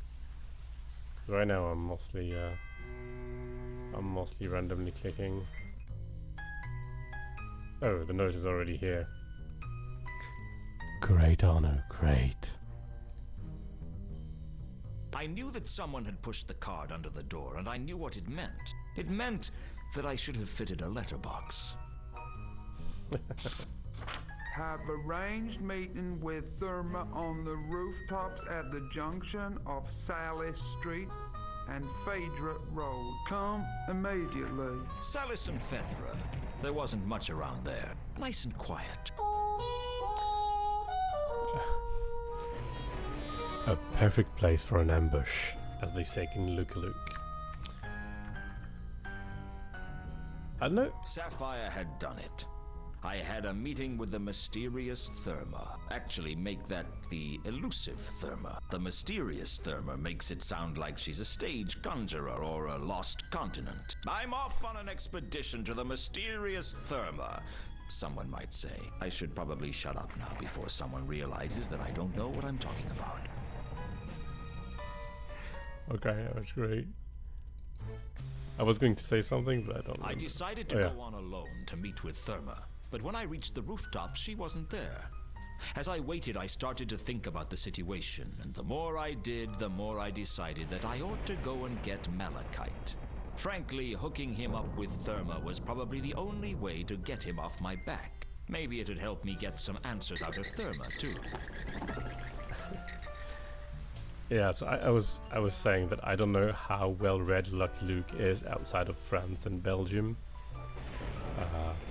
So it's a cute parody of westerns. And it's one of the thing that they like ambushes in that. It's a comic book, by the way, if you don't know what it is. Malachite. Well, for a brief moment... Oh. It's not been easy, but I've arranged a meeting with Therma. Take me there. Take me to Therma. In a moment. First, there's a couple of things we need to discuss. Take me to Therma. Take me now. Okay. Let's go. The rooftops above Salis and Fedra were quiet. No one had a reason to be up here. I was looking forward to meeting the mysterious Therma, and I was hoping I might get some answers out of her. Unfortunately, the last thing I remembered was looking up at the moon. The next thing I knew, I was being arrested by the Watch. They told me Malachite was as dead as two sides of bacon, and I was the prime suspect. His back had been chipped away like he'd said something particularly insulting to a disgruntled quarry workman, and they seemed to think my crowbar was the murder weapon. I had the opportunity and a possible murder weapon. All they were missing was motive. And anyone who had ever tried to get an intelligent comment out of the troll had a motive to kill him. It looked like I'd been stitched up as nicely as a fine genuine tapestry. They took me to Pseudopolis Yard to be interrogated. They had a salamander lamp shining in my eyes, so I couldn't see what was going on, but I could hear Nobby and a troll talking in the darkness. It was probably Detritus, the first troll to join the Watch. Detritus was the troll many people in Ankh-Morpork thought of when they heard the word troll, bringing back as it does vague memories of sudden concussion and extreme pain. Sometimes you'd hear two short planks being described as thick as detritus. Your ideal street cop, in fact. So I'm a good cop? No, I'm the good cop. You're the bad cop. Then, why don't I get to prod him a bit with my fists? Because we're supposed to get information out of him, and it's hard to understand people talking through a mouthful of loose teeth. I can smash lightly, more like a gentle caress, right? No punching. I can kick using minimal acceptable force. Like Mr. Vimes says, lots of it. No punching, no kicking. We just talk to him. Talk? Right, well, I'll talk. You shout. All right, you done it. Own up now, we know it was you. No, not yet. Oh, all right. I've just got to start the audiograph. Right. All right, you done it now. You got to sing like one of them flappy twittery things. Wait! I've got to start the recording properly, otherwise it doesn't count. Right. Interviewing suspect Luton. Present, Corporal Nobbs and Sergeant Detritus. Now? Now. All right, you done it. You might as well make it easy on yourself. Everyone know it was you. This is my interrogation, is it? Don't you change the subject, you miserable excuse for our horse's donkey. Just tell us what happened, Luton. Here the facts. Fact. Mundy was killed. You found at the murder scene. I was unconscious. How you knowing you was unconscious if you was unconscious, eh? Foiled you with logic. Now you listen to me good And then we see who wears the long two-legged garments. Fact. Escaped thingy, Mount Malachite. Thingy? You mean troll? Nah, not escaped troll. Escaped, Feline. Escaped feline? Yeah, he escaped from a holding cell. Is it possible the word we're looking for here is felon? That's the one. What did he do? Hey, we asked the questions, you miserable arugaraha. You know what arugaraha mean? He knocked over the Van Uberwald mansion. I never knocked over the von Uberwald mansion. Now, that's what Malachite did. So what does arugraha mean? In the precise moment that dog droppings turn white. I think you'd better get back to being the bad cop. I'm the good cop. Now, I'm the good cop. So that make me... The bad cop. So how come I not get to hit you then? We can't beat him up, Detritus. That'd be police brutality. It only brutality if you leave marks. What show? Escaped thingy, Mount Malachite. Was killed. And you was found at the murder scene there too. Once again, I was unconscious. Oh, how convenient for you. 2 murders and 2 unconsciousnesses. What about the murder weapon, eh? What about the crowbar? Tell us where you got the crowbar, and I'll give you a smoke. One of your dog ends? No, thanks. I'll get you coffee. Maybe some cherry cake. New suit. You get to choose the color. I think you're taking this good cop role too seriously. Thank you. Now my turn. You want to fall down the steps to the cell without leaving your chair? It's fine by me.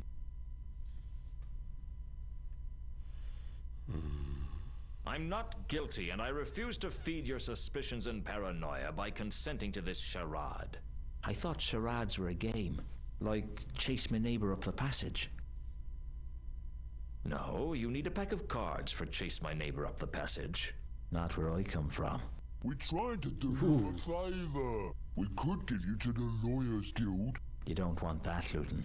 They'd eat you alive. You don't have anywhere near enough money to be innocent. Haven't you got better things to do than harass me? We harass you 'cause you is guilty. We knows you done it. That's enough, Detritus. Sir? You can go. I did it right? Let's say you were everything I expected. Now go and write up the report. Not in crayon this time, please. That should keep him busy for a few days. He may be slow, but he's not an untrustworthy killer like you. Why the personal interest in this case, Vimes? I'm sure you've got more important things to do now you're commander of the watch. My reasons are my own. You're not interested in my guilt or innocence. You're just out to nail me. Frankly, Luton, I've got all the evidence of your guilt I need, and if I get my way, they'll lock you up and melt down the key for scrap iron. You're a bad cop, and I don't have any time for you. If you're so convinced of my guilt, why the interrogation? Nobby has this deranged idea that there might be some extenuating circumstances that we ought to find out about. It'd make everything a lot easier if you'd confess, Luton. I'm sure you had a good reason to do what you did. Let us help you. Cigarette? Holiday for 2 in Quirm, sea-facing room, we pay the minibar bill? I'm not guilty, and I'm not confessing to a crime I didn't commit. Listen to me, Luton. We're conducting this interrogation because I believe in upholding the law. There is no law in Ankh-Morpork. True enough, but there's my law, and there's the patrician's law. Which would you rather face? What's the difference? Lord Veterinary considers it a happy state of affairs if the punishment can involve the actual perpetrator, but sees it as by no means essential. I consider it to be absolutely essential. But you've already decided that I'm guilty. That doesn't mean I've proved it. And if I prove my innocence? That's not going to happen. Then what's the point of this farce? Smoke? No. The thing is, Luton, we just want to find out what happened. Do one decent thing in your life, Luton. Help us close this case. Why should I? so we can close this sorry little act and concentrate on the threat to the city. The threat? The counterweight killings.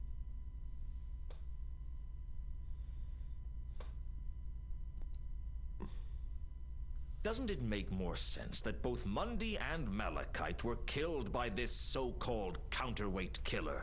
That's what you'd like us to believe, isn't it? You make the murders look like the counterweight killings and hope to get away with it. That's it, isn't it? You're not interested in me. You want to catch the counterweight killer. You're just a low-life killer, Luton. My job is to protect citizens from people like you. What? You don't even like them much. You think they're all criminals. Maybe. But murder leaves the place too messy. Look, Luton, we don't think you're involved with the counterweight killings. But we have to know which ones are which if we're going to stop him from killing again. This is your chance to be a hero. To help us to catch a foreign assassin. A hero? There's nothing I can do to save myself. Why should I care about the rest of the city? You were a good man once, Luton. This could be your one shot at redemption. I was never that good a shot. You ought to know, Luton, that you're a suspect in the counterweight killings. That crowbar of yours was palace property, which means you had access to at least one of the murder sites. You're getting desperate, aren't you? We're wasting our time with you. What about Reagan? The dead dwarf? What about him? Another murder in suspicious, almost ritualistic circumstances. He's a nobody, but it has all the hallmarks of a counterweight killing. Are you confessing to the murder of Reagan? No. I'm just saying that Mundy and Malachite aren't the only nobodies to get bumped off in mysterious circumstances. There was nothing mysterious about Reagan's death. People don't just drive carriages off a bridge for no reason. He was driving recklessly across the city. It's probably just a suicide. Maybe he was just drunk. What about the bite marks? Bite marks? There weren't any bite marks. I looked. Reagan was murdered. I'm sure of it. You've got bigger problems than that right now, Luton. I suggest you concentrate on them. Okay, we don't have a choice now. No, I can't make the good. It's good because if I had crashed the game, that would have been a bit silly. I haven't saved today yet. Surely you have other suspects for the murders I'm accused of, even if you don't think they're part of the counterweight killings. Smoke? A set of the complete plays of Whell the Dwarf bound in nearly real leather? No, I don't want a smoke. I want to know who the other suspects are. At the moment, you're top of our list. Although you are the bottom of our list, too. I am the list, aren't I? Sorry. Don't apologize, Nobby. Listen, Luton. There are other suspects for the counterweight killings, and we're investigating those. But for Mundy and the Troll, you're the bottom line.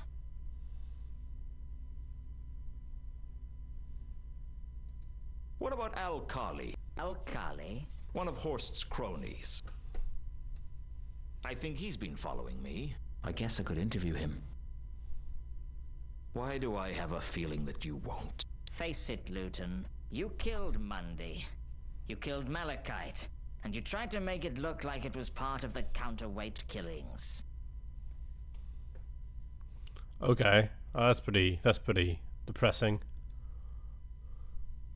Nothing I say is going to convince you of my innocence, is it? It doesn't look that way. All right. Yes, I was in Mundy's room when he was killed, but I was unconscious. And yes, I was on the rooftops when Malachite was killed. Again, I was unconscious.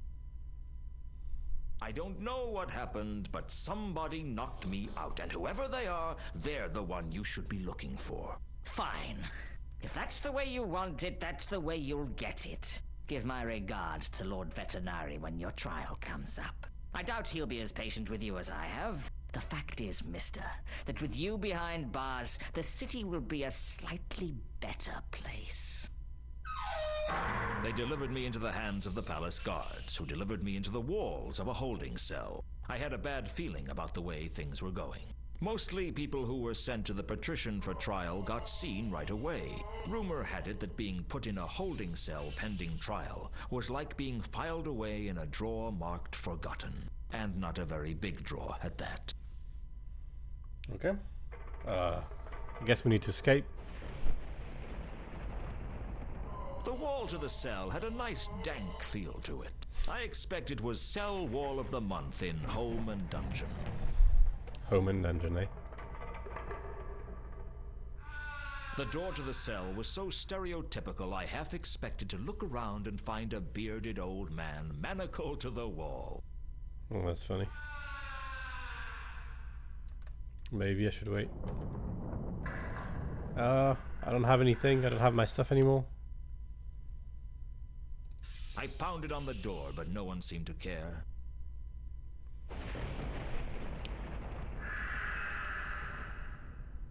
I could find nothing out of the ordinary about the wall. Maybe I should walk in the bottom right corner. No, apparently that doesn't work. That's only an Octopath. I'm being very funny right now.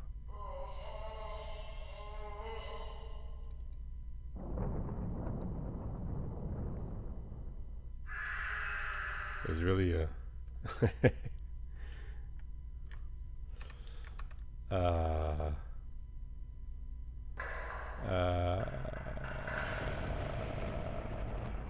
Malachite had been hacked to death with Yes. my crowbar.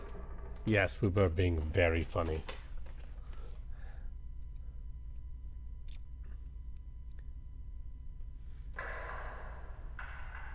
There are all the games where you just wait and get rescued like that.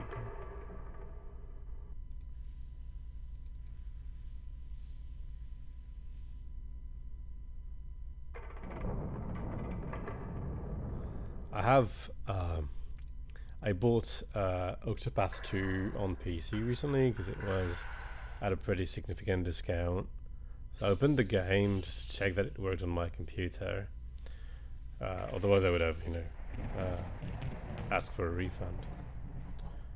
And I must say I immediately remembered why I like this game. I don't tend to play it right away, but I may come back to it. The cell was so stereotypical I half expected to look around and find a bearded... We've done that already. I pounded on the door. But no one seemed to care. Malachite had been hacked to death with my crowbar. Were the two murders connected? It seemed all too plausible to me.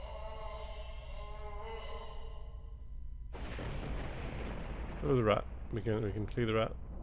Fast little fellow. He disappeared the moment I started moving. Interesting.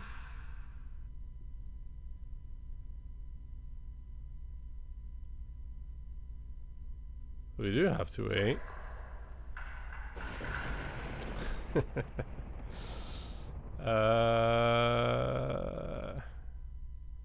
Yeah, there's no... Is there a rat hole somewhere? Like, he stops in the middle of the room, but I don't have any items. I can't really clobber him to death with a clue or a note.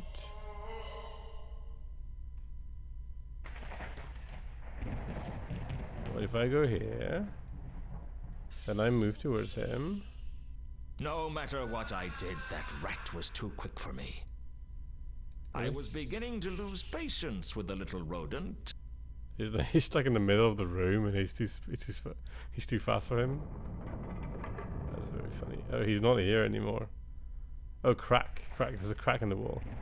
The rat had disappeared in a small crack in the wall. The question was, where had he gone? This game is very well programmed. Did I tell you, like, the reason why I'm playing this on a virtual machine is that this game works like vanilla without patch. As far as I know, works exactly on Windows 98.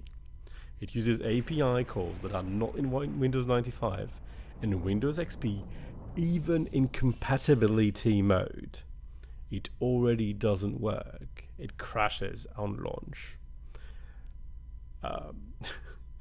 This was a very peculiarly programmed game. As I worked my fingers around the crack, it became clear that the crack was the side of a loose slab. The block was loose, and I was certain I could move it.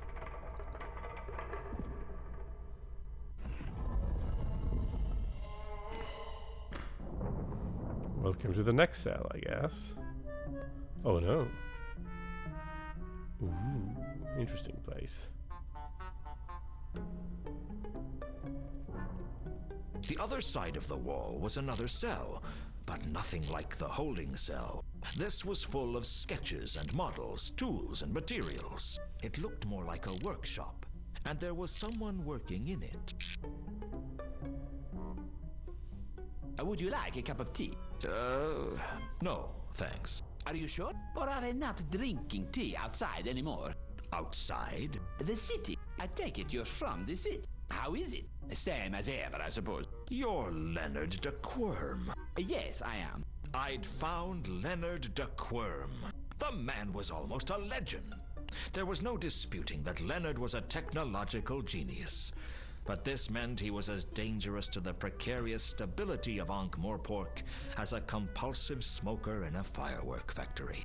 Rumor had it that the patrician had locked him in a nice airy cell for everyone's safety, because Leonard was the kind of guy who'd light any fuse for the innocent pleasure of seeing what kind of bang he could make. The only other thing I could recall was that although the guy was hot stuff at the nuts and bolts, he was definitely at the bottom of the class when it came to thinking up names. The patrician keeps you imprisoned here, Sorry? You're working for the patrician? Not really. He calls from time to time and has a look at some of my sketches. Nice man. He keeps me abreast of events on the outside. What's that you're working on? This is my flapping wing flying device. I built a small prototype out of gutta-percha strips, twisted tightly together, and it worked. Although not very well. Now I'm building a full-scale model. Does it fly? Not yet. But once I've solved the problem of the weight of the holding it together frame and the mechanical faults with the spinning blades radiating from the central hub, it should do. I was having trouble getting enough force to twist the blades together, but the troll the other week sorted that out for me. Troll? Yes. He was staying in your room before you. He made this window for me so I could watch the bird. Always good for inspiration are the birds. Not that I don't have enough inspiration as it is. Damn things. Just once I'd like to wake up without finding my sheets covered in sketches of novel designs for apple peelers. Did you give the troll some metal strips by any chance? Yes. He made them into a metal hook with prongs, I believe. Not one of my designs. His name was Malachite. Was it? It's possible. I never was good with names. Okay. Covered with wood, wire, paints, drawing materials, sketches, cartoons, and glue. The table was either the product of a highly deranged or a highly arranged mind. There was nothing useful to me on the table. Well, nothing useful that wasn't glued down, or that I thought Leonard wouldn't notice missing.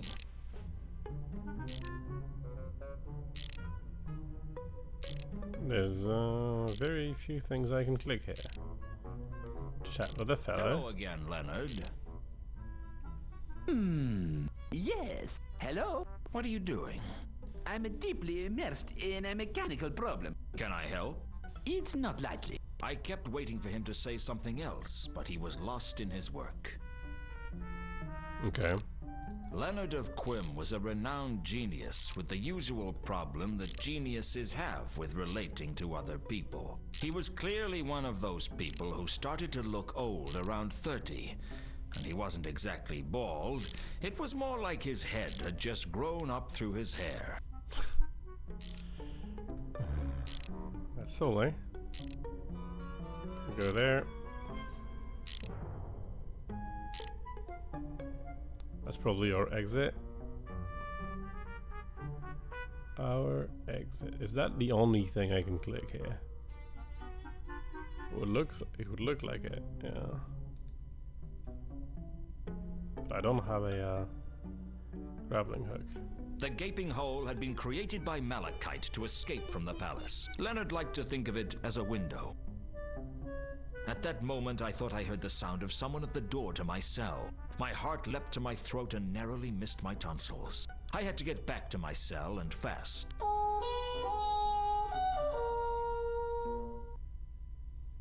Hello, Luton. Nobby, what are you doing here? I've come to let you go. Does Vimes know you're here? Yeah, he sent me. What happened? There's a witness to Malachite's murder. Saw the whole thing, although not very well. He couldn't identify the killer, but from the description we got from him, we can rule out you. So, I'm off the hook? More or less. Vimes must be livid. I've seen him happier, but he's still convinced you're involved in this somehow. I dare say he has a point, actually. But I'm not a cold-blooded killer, whatever he may think. Who was the witness? A gargoyle up on the roof of the clerk's office on Salis Street.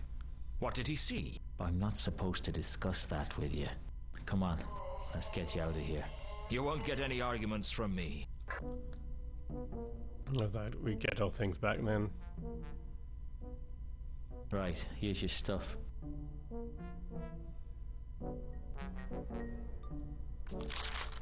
Where's the crowbar? We're keeping that as evidence. Yeah, right. I'll see you around, Nobby. Thanks for coming to get me out. I appreciate it. That's what friends are for, isn't it? Friends are for getting you out of a holding cell? Could be. I ain't got that many. You won't get any argument from me. See you later. I had this feeling that I was caught in the middle of something big, but I still hadn't a clue what it was. All I could do was keep searching and hope that sooner or later I'd stumble upon the truth. Well, maybe not stumble, just very carefully put my foot on it and hope the other end didn't come up and hit me in the teeth. Yeah, so what do we have now? Okay, so we have this place we already had, and we have the Patrician's Palace. Let's go there and talk to the gargoyle, maybe?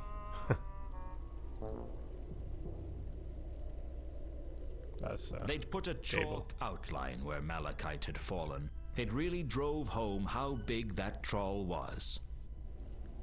The gargoyle's name was Clark's Gable, and he had witnessed what had happened on the roof with me and Malachite. It was probably the first exciting thing to happen to him in decades. I'm pretty sure there's a pun with this Clark's Gable thing, but I don't know what it is. Are you the gargoyle that witnessed the troll's murder? Clark's Gable? That's right. I don't suppose you could talk a little more clearly. Thing is, I have a gutter in my mouth. Have you ever tried to speak with a gutter in your mouth? Have I ever tried to hick with a what? A gutter in your mouth. Oh, with a gutter in my mouth. Yes. Sorry, I guess I haven't given much thought to the orally challenged. That's okay. We're none of us perfect. I heard you saw the murder that took place here the other night. Sure did. Mind if I ask you some questions about it? Be my guest. So you're a gargoyle, then? What kind of a conversation opening do you call that, eh?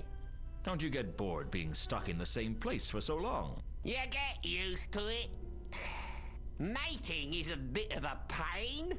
You must be incredibly patient. Oh, I always have plenty of things to think about. Such as? Well, like, is it raining? Or doesn't that cloud look like a really big cloud? Oh, the fun never stops when you're up on the rooftops. You said it. By the way, I should come clear to the fact that I currently have in mind that we can use Leonard's holding cell to hide Ilsa into Conkers, because I don't think the Assassin's Guild would go to the Patrician's Palace. And it's really a place that is made to be forgotten, so nobody really visits him. We're pretty good, I think. How do gargoyles mate? Very slowly. You can move, though. Course. How do you think I got here in the first place, Then why don't you? Look, I don't criticise you for running about like your brain would stop if your body stopped moving. So don't criticise me for my lifestyle, eh? Sorry, I didn't mean to cause any offense. That's okay. We're none of us perfect. I think they used the exact same line. They didn't re-record it. Can you tell me what you saw the other night? When the troll was killed, eh? Has anything else interesting happened recently? Well, I got a pigeon yesterday. That's a rarity. Mostly they steer clear of the rooftops that are colonised by gargoyles. Putting that to one side, what did you see the other night? Well, I can only tell you what I told the watch. I saw you and the big troll come up the ladder, only once you were on the roof, it was hard to make out what was going on because of the shadows. But I saw the troll get savaged repeatedly by some kind of creature, some kind of beast. A beast? Yeah, that's the best description I can give you. It's not much help, but thanks all the same. What for? For getting me out of jail. No problem. Glad I could help. If you could toss the odd pigeon up here next time they're passing, I'd be grateful, yeah.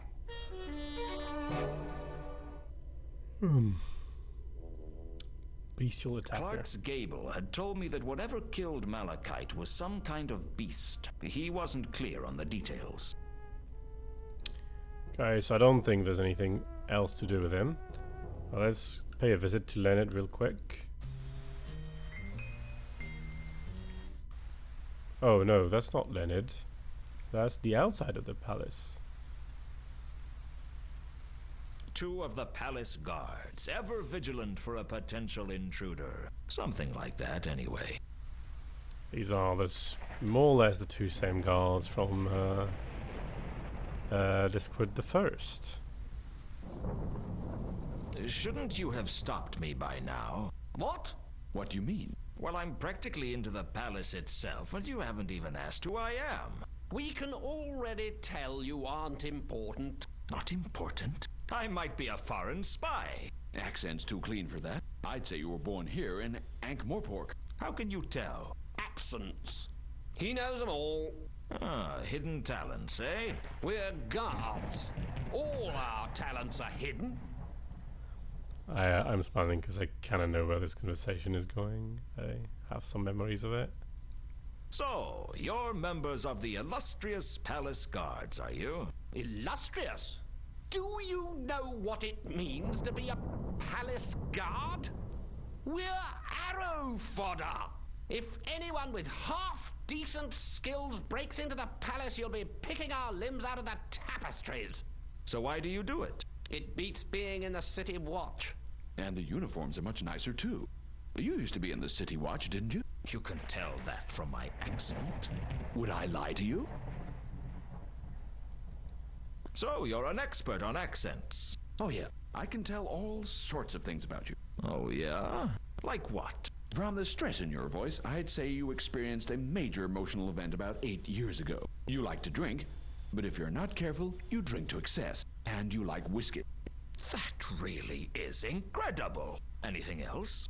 That's about it. You didn't say which part of the city I was born in.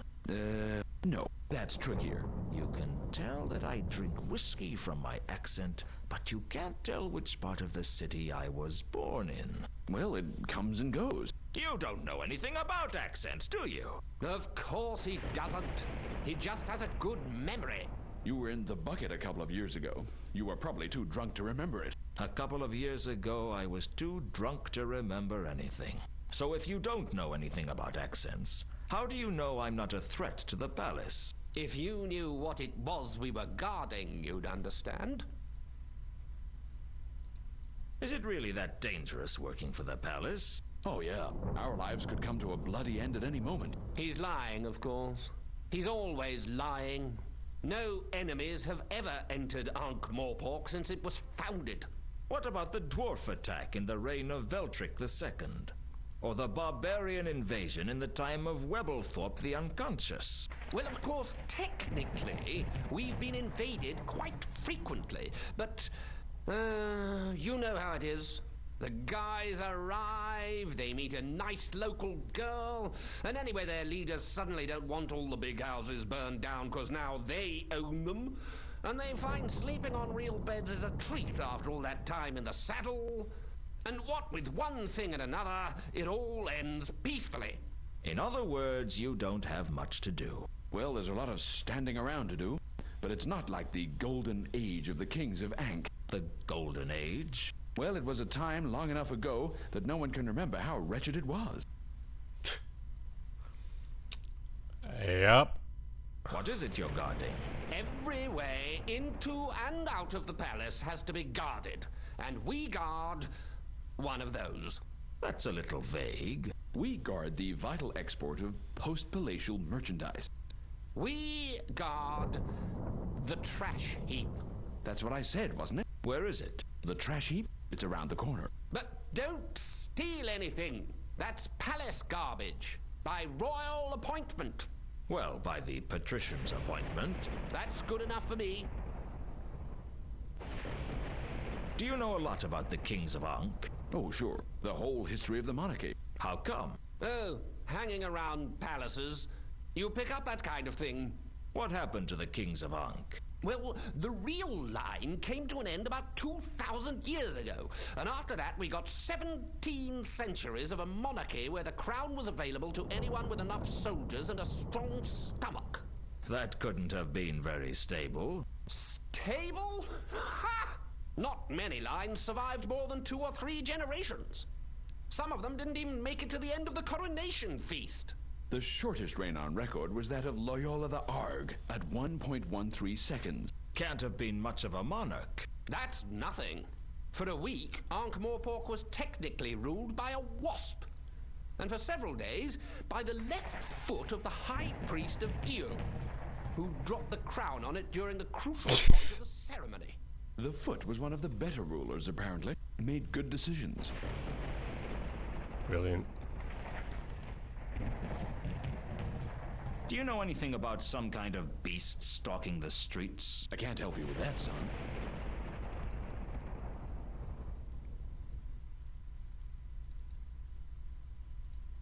Do you know anything about the counterweight killings?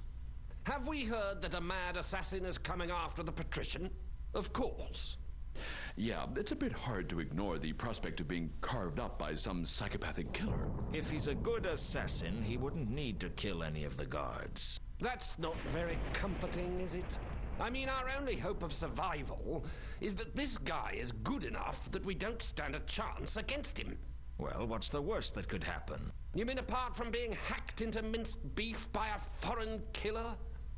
I suppose he might just kill the patrician and let us live. Then we'd only have to worry about being killed by the Assassin's Guild. What?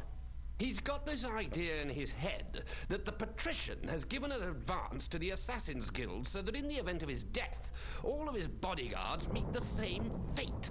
Where did you get that idea from? This priest down at the Temple of Small Gods. He knows everything that's going on in the city. This priest you mentioned, his name wouldn't be Malaclips, would it? That's the one. Do you know him? We've met. What do you make of him? I reckon he's the only one in the city who knows what's really going on. Which is funny, because I think he's a deranged lunatic whose only pleasure in life is getting gullible fools to listen to him. So, I'm a gullible fool, am I? Who bought those magic beans off that gypsy the other month? Hey, you should have tried the casserole we made with them. It was magic.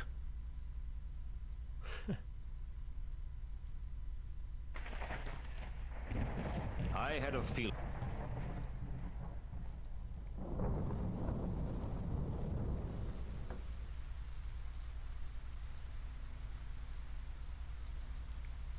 Aha. There's a way around. The empty barrels at the foot of the palace wall looked like they used to have wine in them. Ooh. Maybe we can get delivered to the palace later if we need in.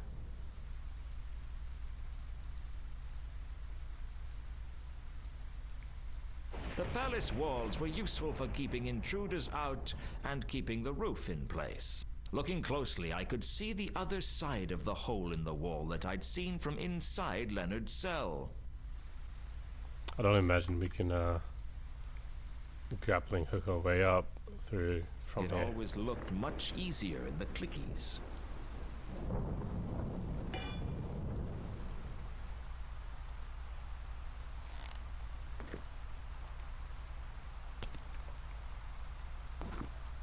Apparently we can.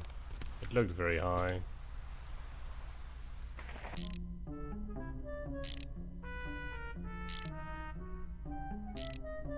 Hello again, Leonard. Yes. Hello? What are you doing?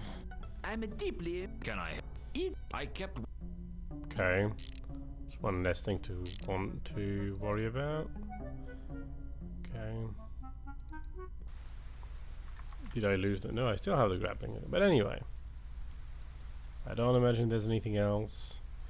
One barrels make me think that maybe later we can get delivered here by one barrel. And I propose that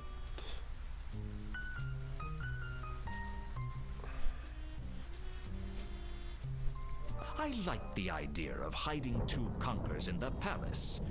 It was somewhere that the assassins would never look. And Lord Vetinari would never think of looking right under his own nose. I hoped. Trouble was, I wanted somewhere inside that was safe. Somewhere suitably hidden. okay. Al-Khali was still following me. Not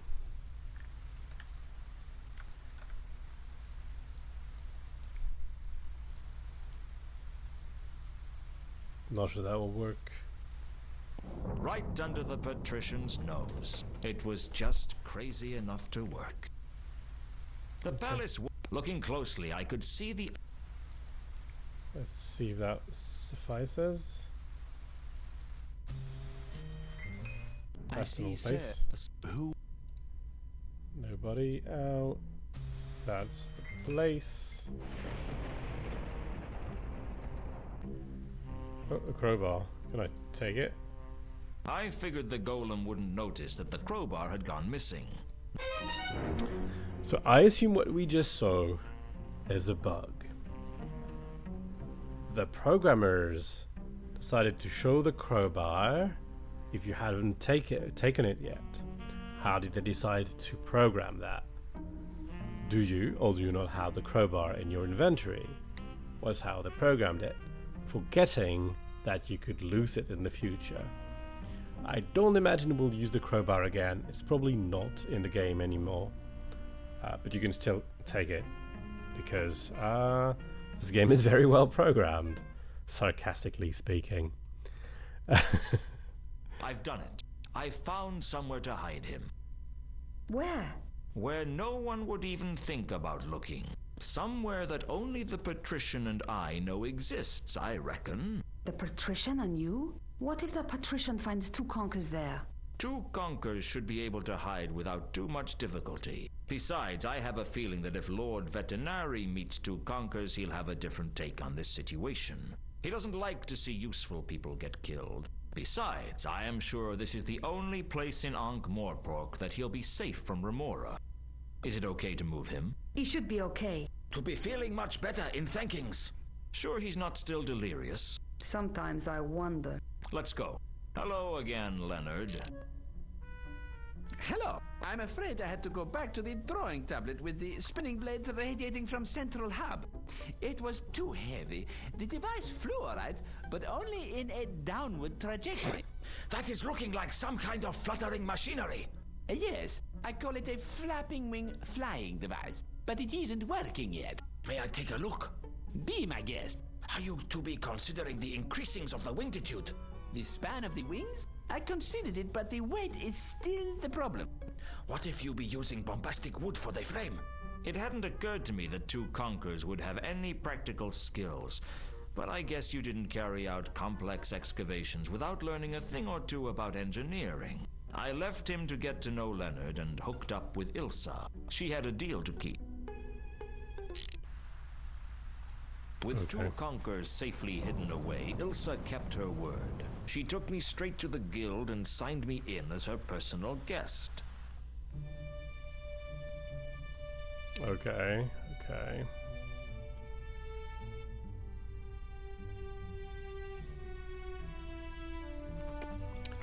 I think I'm going to stop here.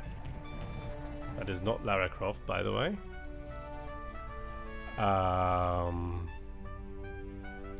Yes, so I think I'll stop here, and we'll continue the story next time. Because I think if I continue here, we have a bit of time, and it has been over 4 hours already. So yeah. So I'm going to save. I haven't done that in very long.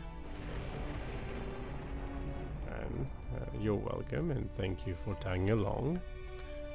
So yes, I think that's it for me. I'm going to cut stream in a minute. Good night, or whatever time it is where you are. And possibly we'll finish next time. I have really no idea how much game I still have. I don't remember this game nearly well enough. And I'm wondering if this music isn't like somehow Indiana Jones inspired. But anyway, good night, I was saying. And until next time, don't forget to stay curious. Cheers.